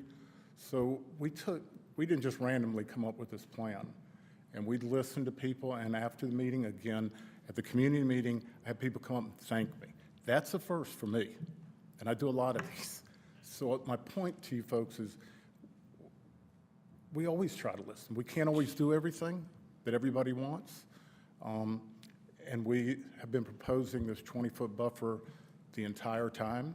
And I just want to tell you that we do give a lot of thought to what we do, because at the end of the day, I have to sell those homes, you know? And the reason that we have 2- and 3-story height is because I want it to scream Marvin. I want it to look like Marvin. I could do hardy plank, but I'm doing 4-side, actually 3-side brick, brick all the way around. But I don't have to do that. I want to do that, because this is the gateway into Marvin, if you're coming down Ray Road. So we've given a lot of thought to this. It's going to be a spectacular project. And I don't want you to think I've done this lightly. And I don't I know you actually don't, think- I know, yeah, but I mean, wanted to give you guys some You history. always have great presentations, and while you don't juggle. Thank you. I will, but I don't think anyone thinks that you haven't put a lot of thought in it. This is the first time we've had homeowners come that I didn't think were going to throw things. I mean, so it's been lovely. We've loved having Somerset. Thank you for being here. But I will say that the day-to-day of living that close to someone, people don't really think about it until you get further on into the process. So, that is really what we're kind of talking about now, like how does sound travel, how, like we talk about light pollution and different things like that. But this buffer is a lot smaller than we've seen in our mixed-use developments before. So how can we protect the neighbors so that everyone is a good neighbor? And all good neighbors need to put their things on their own property lines, just, But So- I do think that it's sounding like our board is more interested in, if not, definitely a fence and vegetation is probably going to be a must, or a huge request. And, if there was a way to get a couple more feet, but it's that sound and even even adding a berm on that one section where the area is flatter to protect, just some screening. So nobody wants to see into someone else's yard. People do weird things in their yards. We don't- Okay. So what staff has drafted based off this discussion, and obviously, once again, these can be part of your recommendation with conditions. If staff will then, after this meeting, obviously work with the applicant to ensure that they can to meet those conditions or agree to those conditions, is one, looking at the single-family units, which is, right here in the bottom left, which is development node A. The increasing the principal structure setback, which is the house, minimum rear setback to 25 feet, which would be kind of consistent with the heritage product. Once again, this is the principal structure, but that would then at least, they're showing a pool here just as in like what could be. The pools are still obviously regulated through the ordinance, but that would at least make sure that the building, and once even Jones Homes is done, and somebody purchases it and they wanted to do an addition, their setback's still 25 feet on the rear. So you're not then building out that lot. And then furthermore, adding a fence around the border or portions of, depending on, we'll have to kind of get that detailed plan. I'll consult with the applicant on that. I know that was something that was discussed, and figuring out the exact placement of that, can be some, looking at it based off existing conditions of existing fences in Somerset. The grade, yeah, ideally, we'd love to have it on the property line because that's the highest point, so it does provide a little bit more visual barricade, but then, you got to think about existing vegetation, as well as what's going to be planted and some of those maintenance responsibilities. So, what I would recommend the condition is obviously they would consider, or where, I'm not going to say feasible, but, installing that fence, and we will just have to kind of make a further determination looking at that, because the other thing is, once again, we don't want to necessarily remove existing vegetation to install the fence. So, they would have an option to potentially install it on the backside of the buffer, where the grade finish, because obviously if they're mass grading for the lots and everything, you wouldn't have any necessary existing vegetation. But then you're looking at below grade. I mean, so it's something that we can kind of try to work through and make as a recommendation. And I'll get with Rob and his team to see if it's something that can be further explored and incorporated in as part of, prior to the village council public hearing for the rezoning application. And with that being said, How do we do this then? If we've got, things that we're suggesting in so. terms of fencing, vegetation. Yep, there's there already is a a lot of draft conditions recommendation with already of the staff conditions in your packet, or sorry, in the software. We can add those additional conditions. We just have to draft that. We can wordsmith right now. Wordsmith with the, Stockade fence that would be placed, say what? a stockade, like a board over board, so that it is privacy. Yeah, so I mean, like I said, for what the ordinance states is, I just had it pulled up. Once again, for the applicant, obviously these are recommendations. Get these finalized prior to council. What the ordinance states is that, and this is once again taking the idea of the 30% reduction, kind of where then that would put them with at the width where they're at. But the fence should be a minimum of 5 feet high. The wall or fence shall be set back from the property line a minimum of 5 feet and shall be planted with half required plantings, all types of shrubs and trees required on the outside of the wall or fence facing the adjacent property. So what it's saying is it already needs to be on the backside. So you would have the fence, the screening fence, then the plantings, then the adjacent property owner. So, but it does require, it already says the use of an opaque wall or fence constructed of masonry, stone, or pressure-treated lumber, provided such reduction does not disturb the critical root zone of existing trees. So once again, that's kind of already outlined in the ordinance of that. I would have to look at their tree survey. We'd have to kind of look at the existing vegetation, those conditions of any of the canopy trees within the buffer to be protected, to see if, like I said, a fence is doable and not going to actually remove more existing vegetation compared to preserving it. It's kind of the offset.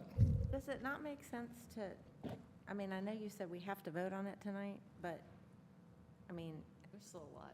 there's still a lot, yeah, I mean, I don't feel like we're prepared to do it. I mean, it's regarding the, like I said, that's why you guys can recommend these conditions for the buffer. Because ultimately, it's a conditional zoning, all these conditions have to be mutually agreed upon. And like I said, it could help or hurt the applicant if they don't agree, I mean, depending on how council proceeds it. What we're doing is we're putting in all the conditions and the council's gonna go over it then. I mean, I guess the last thing that I had a concern about is if you're gonna put a fence in, whether it be stone or whether it be wood, is the utility easement that's there. I mean, The power, can the fence or go over that? Does it have to be on one side or the other? And I don't know, according to this, if you really know exactly where it is. Are they buried or? Yeah. Are they buried power lines or overhead power lines I or? don't think they're buried.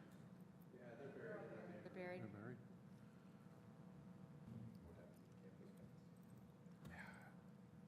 And I mean, Makes a big difference. can you build a berm over buried power lines? Like, do they have to be able to access A that? whole, it's the same concept. Regarding the fence, depending on whose easement it is, it varies if they allow it or not. For example, like with water and sewer for Union County, they don't allow fences in their easements. I mean, people do it and ensure if they're there and they have to ever maintain that area, they're gonna get taken down. So it would be something that they would have to consult with who, I believe it's Union Power on their easement if a fence, because it is a permanent structure. Well, I mean, it can obviously be removed, but it's still counted as a structure encroaching in the easement.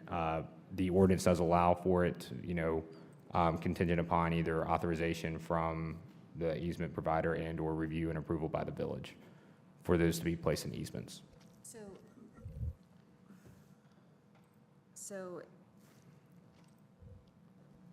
is there a way to say a 30-foot buffer or a fence with vegetation buffer? I mean, is there a way to say either or? You must have one, at least one, depending on. Like I said, well, the short end of it is what we would do is then we would take the interpretation that they were supposed to have a type B buffer, which would be the 30-foot. But they would obviously have the option to reduce it per the ordinance. So it's either they increase it to 30 feet or that average of 30 feet, or do the reduction to the fence, which would technically be 21 feet. There's other ways, and I mean, it can be 20 feet, just so for consistency of the plan with the fence, so you can still, we claim it as a type B buffer with the option of either a 30-foot vegetative as outlined in Article 11, or with a fence and reduction in the buffer width as outlined in Article 11. Or we could suggest both, What do you mean, both? a fence and vegetation. We could suggest both. Doesn't mean they have to do it, but we could suggest it. right, if the fence is in, then it's gonna be the 30%, which brings it down to 21 feet. Yeah. So yes, we can recommend that. That's what I'm saying, so we would just basically, so one of the, part of your motion would be that the buffer needs to be updated from type C to type B, and that's it. Because in would give that, them more flexibility too, depending on. Yes. easements and encroachment, okay. All right. Now, you have other issues, I mean, there are other So- uncertainties there. For the condition for this, should the language be to apply a type B buffer? Mhm. Hold, you can add and just that add that to, or, to the list of conditions. Apply a type B buffer per what section? of the Article ordinance? 11. Per Article 11, can be Article 11. This goes to council next month, correct? Or Correct. next meeting or next month? Next meeting? month. Next It'll be in month. July. There's, How long do they have to, before they have to vote? council, so they'll conduct the public hearing, but it's typically they hold the public hearing and vote on the rezoning application, all that in the same meeting. They don't have to. They can conduct the public hearing and then table the decision to a following meeting. Like I said, we've done it before to get some of this, some of the detail finalized on the rezoning, to make sure the rezoning plan's consistent, as well as the development agreement, and they line up with everything that's been discussed. This is just such a huge project, and I think it has potential to be great, like the applicants have said, but it just feels like we're just not ready, at least I'm not ready to, with the information out there, to give a yes or no on this. It just feels like there's too much information that we still are requesting, that we're still wanting to know, can we do a fence? I know we have to make a decision, but, You know, and I think that, like I said, I think this can be good, but Seems it counterproductive. feels like we're Well, really rushing this tonight. Thank you to the General Assembly. Say it again? I said, thanks to the General Assembly, our hands are tied on how long we can. Thank you, General Assembly, Yeah. for the record. I'll be calling David Willis. So, because like I said, like, when 160D got passed and all the updates to municipal authority on land use decisions, one of that was that once a formal and completed application has been submitted, it begins the process, there's a clock. That's what the MDO states, is that you guys have, from the first time you review it, you have 60 days, roughly three meetings in total, and that's what the state statute says. So I get unless it. the It's mostly applicant, for the applicant, because this can't go on forever. Yeah. The applicant needs to know if they can do the project or not. Can the applicant allow additional time for the planning board? you can make that request. The annexation's also tied with this, and that's, Is the planning board allowed to meet in closed session or by themselves to discuss all of these issues? Does it all have to be out in public? I mean, there's so many, we're trying to talk to each other while we're meeting. This has to be in open. You guys don't Everything have- has to be in You guys open. don't have an attorney. You can't recess to. We can't talk go to an to- attorney. You don't have grounds to recess to a closed session. Okay, so You everything, do have the power as a board, but you don't have an attorney present to actually do so. so we can't meet in private to discuss what we want or what? No. Okay, That has to be all in the open. okay. I said, everything being recommended by staff's based off comments, feedback from the neighborhood meetings, public comment, previous planning board meetings, and what was, added tonight. But, that's my role in this, is trying to hear what the concerns of all parties and figure out ways to meet in the middle to make, address the mitigate those issues the best that we can. Obviously, this is a legislative rezoning decision, so obviously, council can, not approve it, but at the same time, like, if it's to be approved, and that's the approach I take, as in, okay, worst case scenario, if it's to be approved, how can we increase or enhance the proposed submittal? In a way that also makes sense for the developer to still develop the site if they so choose. So it's trying to find that nice middle ground to ease concern and, Well, the good thing is Councilman Markle is here. Yeah. And he can see the angst and the difficulty we're having with all of this information, because it's going to council regardless of what our decision is anyway. And, Bob can express to the rest of the council, that 3 months just didn't seem enough for us, but we have to make a decision based on that 3 months. And you can relay that to council in your meetings too. To bring this discussion back around, we're still wordsmithing conditions. You've got the type B buffer. What else do you guys want to add? Say that again? You've added the type B buffer to the list of conditions. What else do you want to add, if anything? to increase the rear setback for single-family for the homes principal to 25. structure in development area A, To increase the rear setback, for the principal structure principal structure. in development area A to 25 feet. On your recommendations that you had, you said all NCDOT and village traffic engineer comments and recommendations shall be considered. Why wouldn't they be adhered to? Why wouldn't? Because these are my recommendations. Like, obviously, the final form, if agreed upon, But the engineering comments and recommendations, shouldn't they be? like I said, I'm saying shall because that's my recommendation. I'm not saying it's like, They as have in, to be? yeah, well, no, I'm not saying that. I'm just saying that I'm recommending that they shall be. Okay. that's- The final point of the development agreement, those conditions, it will have those, I get you know, They're that- going to have to Yeah. comply. I get what you're saying. Okay. So we've added the increase in the rear setback for development area A to 25 feet. What else? That was really the main, and then screening, well, yeah, that's not the that's included in the ordinance for B. So, that would all be encapsulated there, but screening on out it's parcels. 60%, yeah. You said screening in out parcels is already in the ordinances, or? It is, but we can, if you want to put some type of generic recommendation in there that, I really like what they proposed, the vegetation. I Is your mic on? I keep turning it off, sorry. I really like what they proposed for the vegetation. That looked very nice, especially with the evergreens. I mean, is that something we can Sure. say, yeah, it looks great, do it?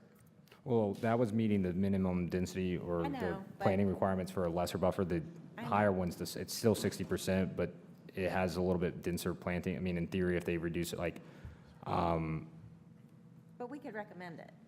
Yeah, I mean, yeah, you per can. their submitted, I mean, they Yeah. submitted it to us. Right, so we like Per their it. submitted drawings, Yeah. you know, is what we liked, and yeah, I wouldn't I mean, see why. obviously, it's a give and take, but it was lovely, so, We're just agreeing with what they submitted. yeah. So Okay. could we maybe say, yeah, let's, All right. Good luck. is that okay? I think that would all be, I think it would have to be, The I The don't know, motion already says as the submitted. landscaping plans, like the Since it's part of the landscaping. submitted plans, that would already be included. Okay.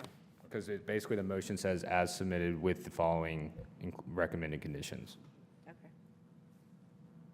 But one of those recommended conditions are anyway, and once again, this is what the ordinance states, is that they have to provide a landscape and tree mitigation plan and part of the construction documents anyway. So all that will then be reviewed in detail when that's when they get into the specifics of the species, the density, where it's going, all that stuff, and all that's then reviewed by myself and Keith, who's the Union County Urban Forester. So, Okay, Any other conditions? I think my biggest concern is really visual and sound buffers between the residential properties. Per best practice, we ask that someone make the motion in the affirmative, and then if you want to vote yes, you vote yes. If you want to vote no, you vote no. Do I have to read all three? Yes. Good Lord have mercy. Okay, y'all. Do I need to refresh? You might, yes, pull down. Technical support is provided if needed. I'm just gonna read. If you're on a tablet, swipe, to refresh. If you're on a page, refresh. There it goes. I don't know if we can switch off. Switch off what? Shared reading time. You Mom want me and to do Dad it? are gonna read you You want guys. me to do it? Sure, Michael Lavelle. All right. To recommend approval of the CZ 2025-2 with the following recommended conditions. All exhibit and attachments as submitted by the applicant shall be incorporated as part of this rezoning. Compliance with all terms and conditions of the included development agreement. All NC DOT and village traffic engineering comments and recommendations shall be considered with the construction documents.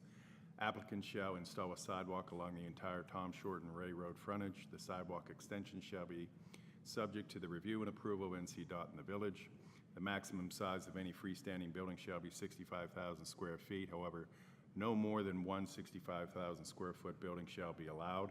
Additionally, prohibiting the following uses: batting cages, outdoor, bowling lanes, coin-operated amusement, game room, video game room, coin-operated, hotel or motel, laundromat, coin-operated, dwelling, multifamily, 8 units or less, dwelling, multifamily apartments or condominiums, service station, automobile repair services, minor, storage self with interior access to individual units, theater indoor, assembly of components manufactured off-site final, required detailed lighting and landscape plan with construction documents to be reviewed by the village for compliance with Chapter 152 outdoor lighting of the village ordinances, require a maintenance plan and agreement for parking, landscaping, buffer, etc.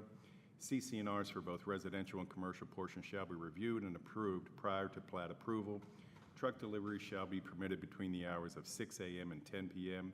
Waste and trash removal trucks shall only be permitted between the hours of 7 a.m. and 10 p.m. and outlined in the maintenance agreements and CC&Rs for the development. Applicant to provide a commercial amenity/open space plan with final site layout. Applicant to apply for a Type B buffer in accordance with Article 11 of the Marvin Development Ordinance. Applicant to increase the rear setback for the principal structure in the development area A to 25 feet. Motion two. So do we vote on that one and then go to motion two? One motion at a time, okay. So you are either a yay or a nay, all right? Where we start? John, I'm gonna pick on you first. Yay or nay?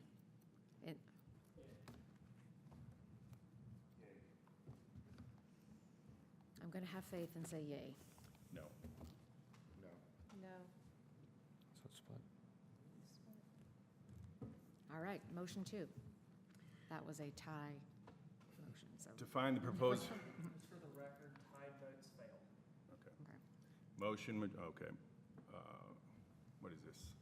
Motion 2. Motion 2, to find that the proposed rezoning of the 28.1, or 28.11 acre property located intersection of Tom Short and Ray Road, further identified by parcels numbers 06-198-002A from Union County PUD 6-B2 to mixed use -2, conditional, parentheses, MU-2 CZN parentheses, is consistent with the goals and recommendation of the Village of Marvin 2020 Land Use Plan. Now you do the same thing? Is it? You still have to make these recommendations because these are recommendations to the village council. So once again, even though that the last motion was split, it still goes to the council. All that, and same thing with the next two, or this motion and the following motion, because it's all part of one submittal. And so village council then, they take planning board's recommendation to their decision, but it is a recommendation. Basically, you still have to do all three motions. Yeah. Just ask John. John? Yay. No. No. Motion 3, to recommend the approval of the development agreement contingent upon attorney review. Yay. No.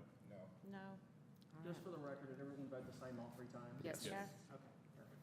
I feel like we had to be consistent. Just for the record, Angel was a no, John was a yay, Marcus was a no, Michael was a no, Rich was a yes, and Kelly was a yes. Split down the room. Split 50/50, all three motions fail. Just Right side, left side, get on your side. So, So again, this is just the planning board. We are a recommending body. We are not a voting, well, so it's really up to the council. But, and I will say, I do think that if we had had more time, the votes actually might have been different. just for clarification, even though, per the record, like motion failed to recommend, it still goes to council. The recommended conditions that were discussed tonight are still going to be recommended by staff and discussed with the applicant prior to the village council meeting to hopefully get those incorporated then.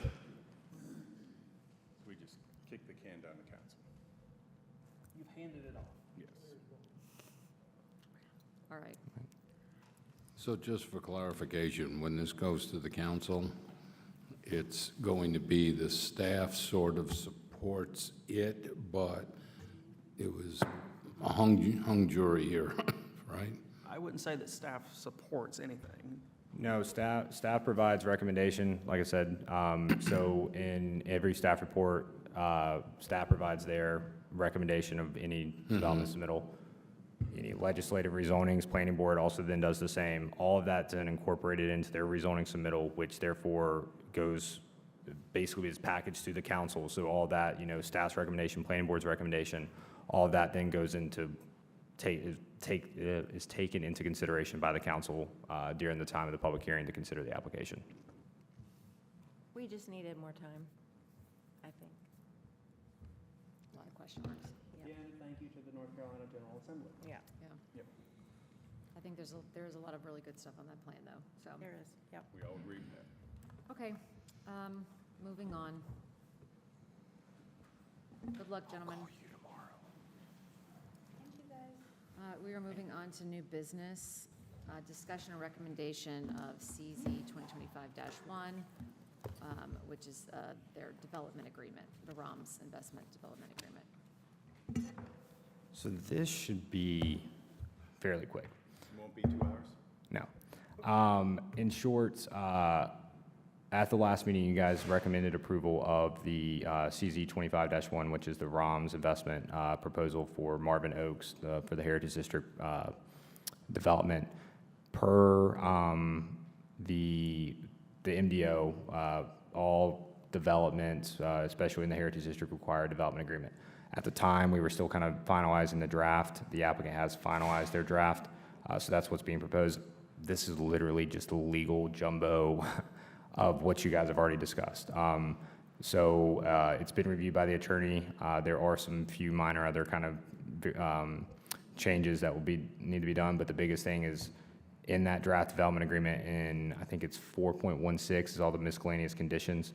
Those are basically the conditions that you guys recommended, a part of the rezoning. Other than that, basically it sets out the vesting period, which is 5 years for that development.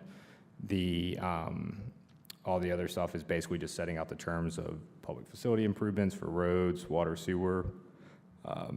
Trying to think what else. Can you, in terms of the stormwater mitigation of them working with Ravi working with the village and with the Zepsa property to try and mitigate the ridiculous amount of floodwaters coming this way. It's just getting, I feel like it's getting worse. Where is that in this document? So it's in 4.16. And specifically O, it says owner developer will work with the preserve regarding feasibility of installing storm drain along the western side of the property across the preserve property to tie into the existing catch basin located on the preserve property. That's when I just talked about minor changes. I'm going to go in and add like the parcel ID where a little bit more detail based off of the preserve plans and such. However, this, I think we discussed this last month, is that this is a recommendation. It is a condition that they have to, consider work and stuff, but there's outside factors here. One being, hey, the preserve HOA has to grant construction easement and easement to tie into their stormwater. Then their all of that then also still has to be compliant with Article 19, our stormwater regulation. So it doesn't say must or shall, because we don't know, and obviously it doesn't. This is an agreement between the developer and the village, and there's a third party that has, that was discussed, and this is something that's trying to, obviously help and benefit them. So I'm assuming that they hopefully will work with the applicant regarding those future improvements, but it's not necessarily locking him in because it's somewhat out of his control. But it is in here to outline that, one, setting those expectations that those discussions are, to continue to happen, and work with necessary parties to mitigate that issue. This might just be, nitpicky, but they will work with the preserve regarding the feasibility of installing. So to me, that just says that they'll work with them to see if it's possible, not that they would actually pursue it with them. It just seems like it would, the way it's worded, it would stop after, well, yeah, it is possible. Great, we mark that one off.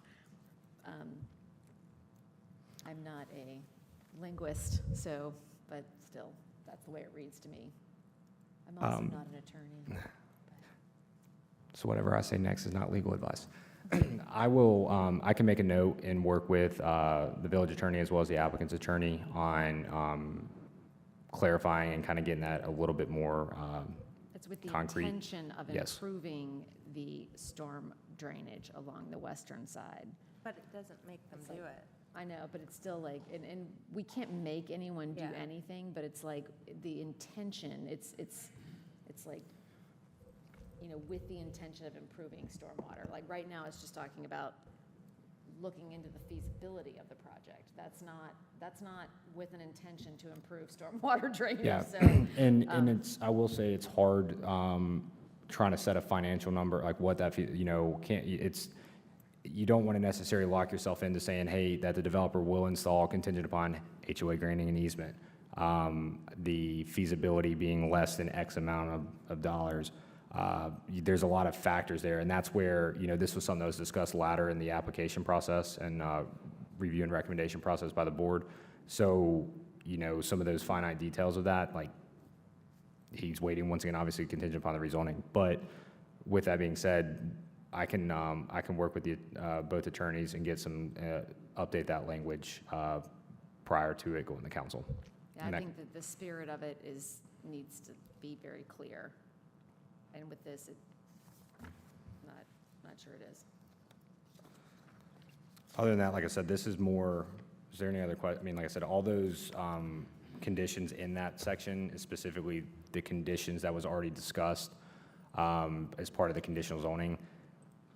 Development agreements are tricky, and I think Chaplain, the village attorney, and I are kind of working on that. This is kind of our standard template we've used with Marvin Grove, with Jones Homes, but, you know, there is question of like the development agreement versus the conditional zoning, and you want to have them as consistent as possible, but then what if you update what? So there's still some like weird stuff with them, but this is mainly setting out time frame, what the developer is responsible for doing, including improvements and upgrades to public facilities. It's establishing their vesting period, and then it's tying it all back to the rezoning plan and those elevations. So, like I said, it's more of the legal stuff of what you guys have already reviewed and approved. It's just per state statutes as well as our ordinance, you guys have to make a recommendation on the development agreement just as if it was for the rezoning. Do we have to do it today? Yes. Yeah, because it's tied with the rezoning. I mean, but there's nothing different in here what you guys haven't already recommended. Anyone have any questions before we vote? Okay. So the motion of a yes or no is to recommend approval of the proposed development agreement for CZ 2025-1 contingent upon village attorney review and wordsmithing of. I don't have to say that? Are you sure? I will re-say it then, okay. So to recommend approval of the proposed development agreement for CZ 2025-1 contingent upon village attorney review. John, I'm gonna make you go last this time. How about that? Angel? Well, I voted no last time, so I'm no again. Okay. Yes? Yes. Okay. Only one no. All right, so moved. And reports, planners report? Fun stuff. Woo! So, and yeah, just for clarification, so both this, the development agreement and the rezoning for the adjoining property here, for the Marvin Oaks development will be, public hearing is scheduled for July 8th, 6 p.m., as well as the rezoning that was on the agenda tonight. Once again, the public hearing will be scheduled for July 8th. So for any residents or, you know, that came tonight, you know, obviously you can mark those on your calendars to come and speak during the public hearing portion of that. Other than that, we got a lot of lovely projects going on. There will be, Board of Adjustment. Without getting into detail, a resident has submitted an appeal to a zoning administrator interpretation. So you guys are going to get to act as Board of Adjustments coming up. Yeah. May I ask a question about that? Is it possible to do that via Zoom? No. You have to be in person? Because it is quasi-judicial, you have to be in person. Okay. There is ambiguity in state law with the ability of boards to participate remotely. When you're in advisory capacity, you definitely have more leeway, but the Board of Adjustment is quasi-judicial in nature. Hearings are evidentiary, you need to be in person. And Angel did have a good question when we were emailing about this. It is important that alternates are here if able, because it constantly happens where in the past it's happened where we've been in a hearing and one of our board members realizes they actually have a connection to the applicant in some way. It may not have truly affected their ability to provide a fair decision, but out of an abundance of caution, they chose to step aside to ask to be recused, and that alternate had to step in. Also, sometimes people don't show up. So don't think of it as alternates need to be here. It's like being an alternate juror. You're there just in case you need to be polled. So it's equally important that alternates are there to fully understand the case at hand.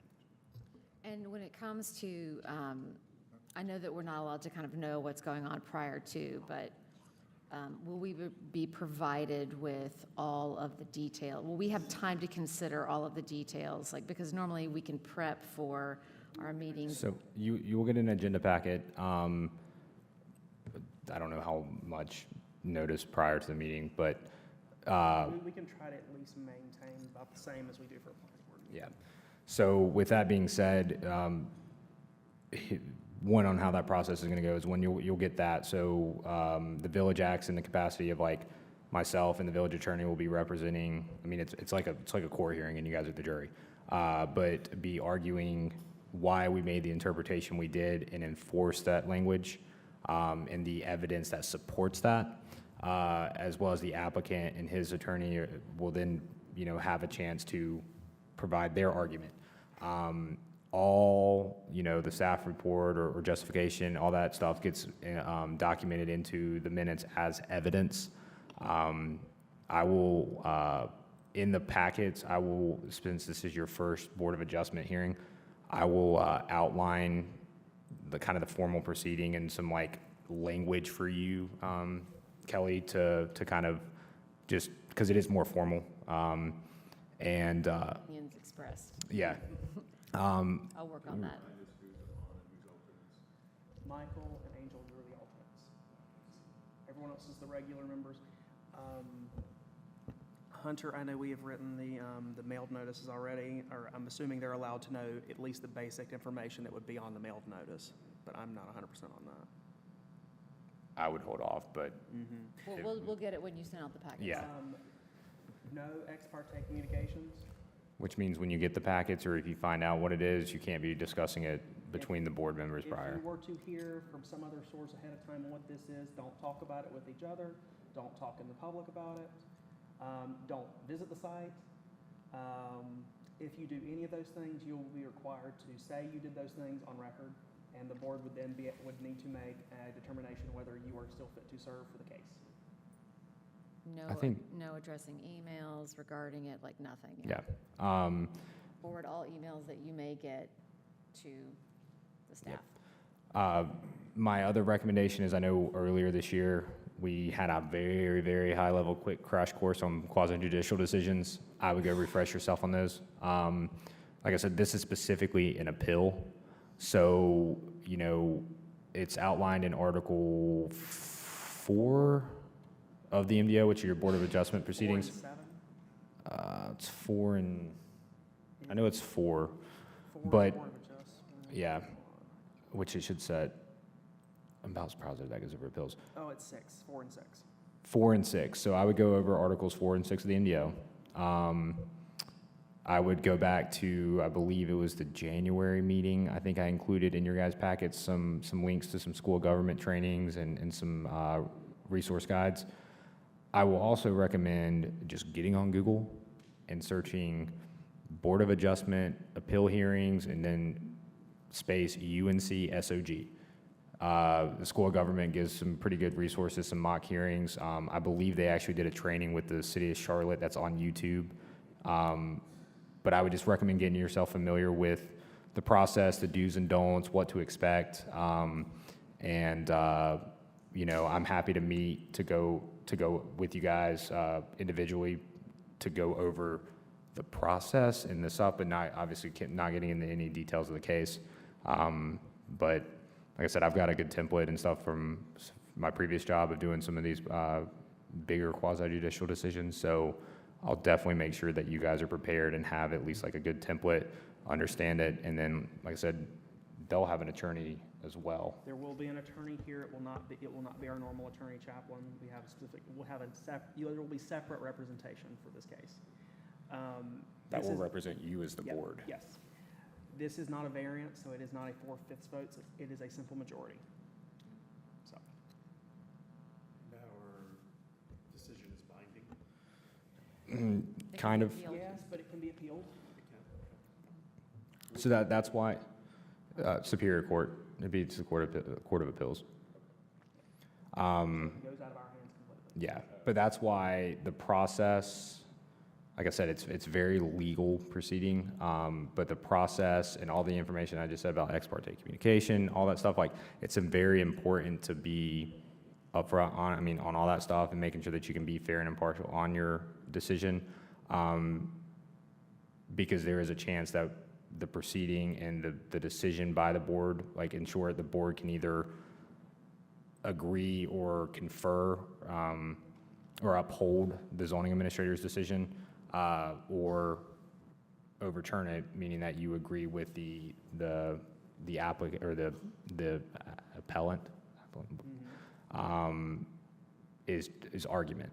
Either way it goes, it can still be appealed. So even if you guys go against the zoning administrator's interpretation and the decision, the village can still appeal that decision too. So that's why it goes both ways, but that's why it's a very legal process and needs to be cut and dry, not getting into like the zoning stuff that we like to kind of get into. And I know that's going to be some hard, but just, we'll, like I said, that's where your attorney that's going to be representing the board will also make sure to kind of keep you guys on track during the hearing. Will it be through eScribe? Yes, you will still receive your materials through eScribe. Okay. You will also do some administrative things at this meeting, because the Board of Adjustment has not met in 3 years. You'll appoint officers. We will recommend you, Kelly and Rich, you two, to keep it same planning board.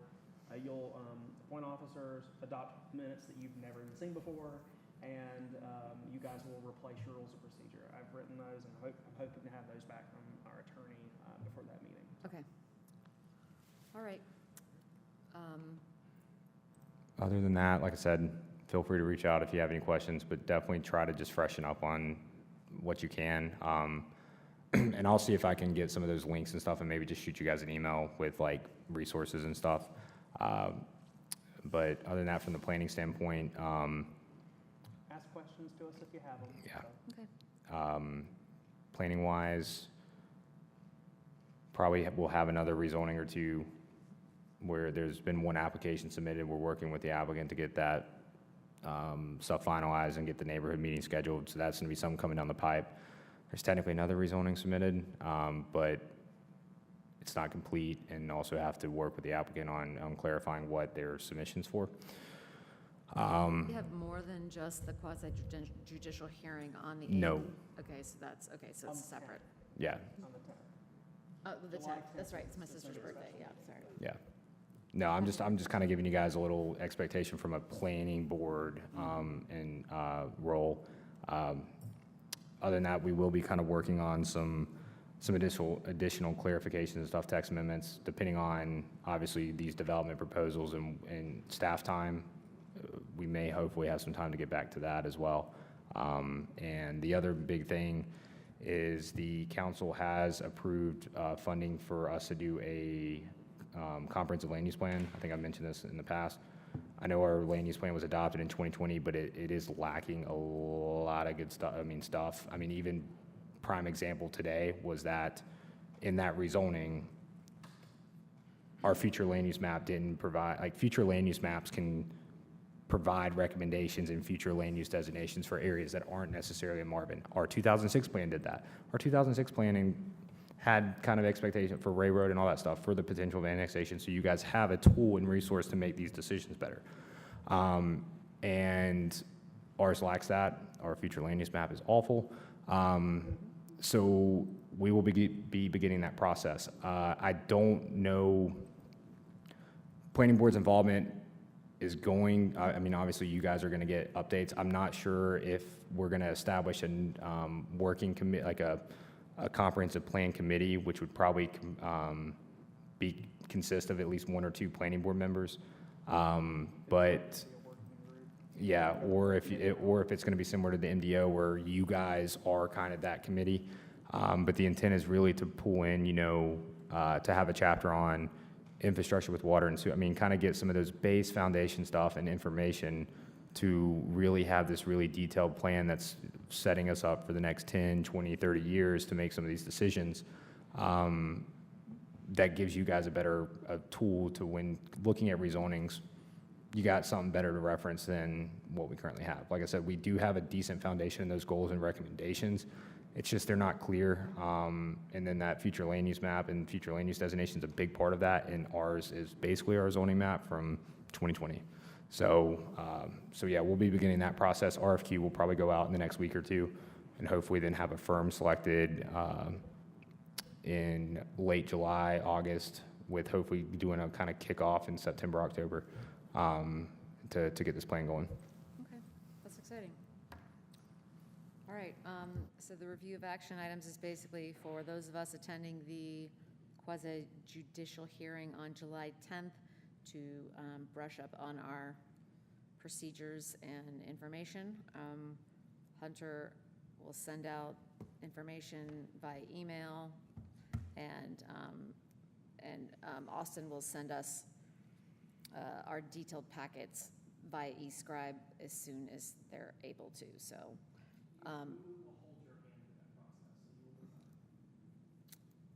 We don't need to hold hands, but you know, we appreciate it. Bob, comments?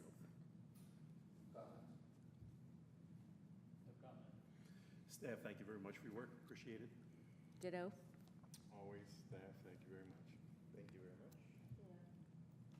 All right, would you like to hit the gavel, Michael? No gavel. All right, yeah, all right. Michael, would you like to make a motion to move to adjourn? Move to adjourn. All right, all in favor? Aye, so moved. Thank you, everybody. Thank you, guys.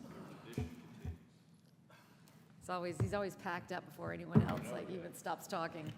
I'm already in my car. Thank you guys for being here. We appreciate it.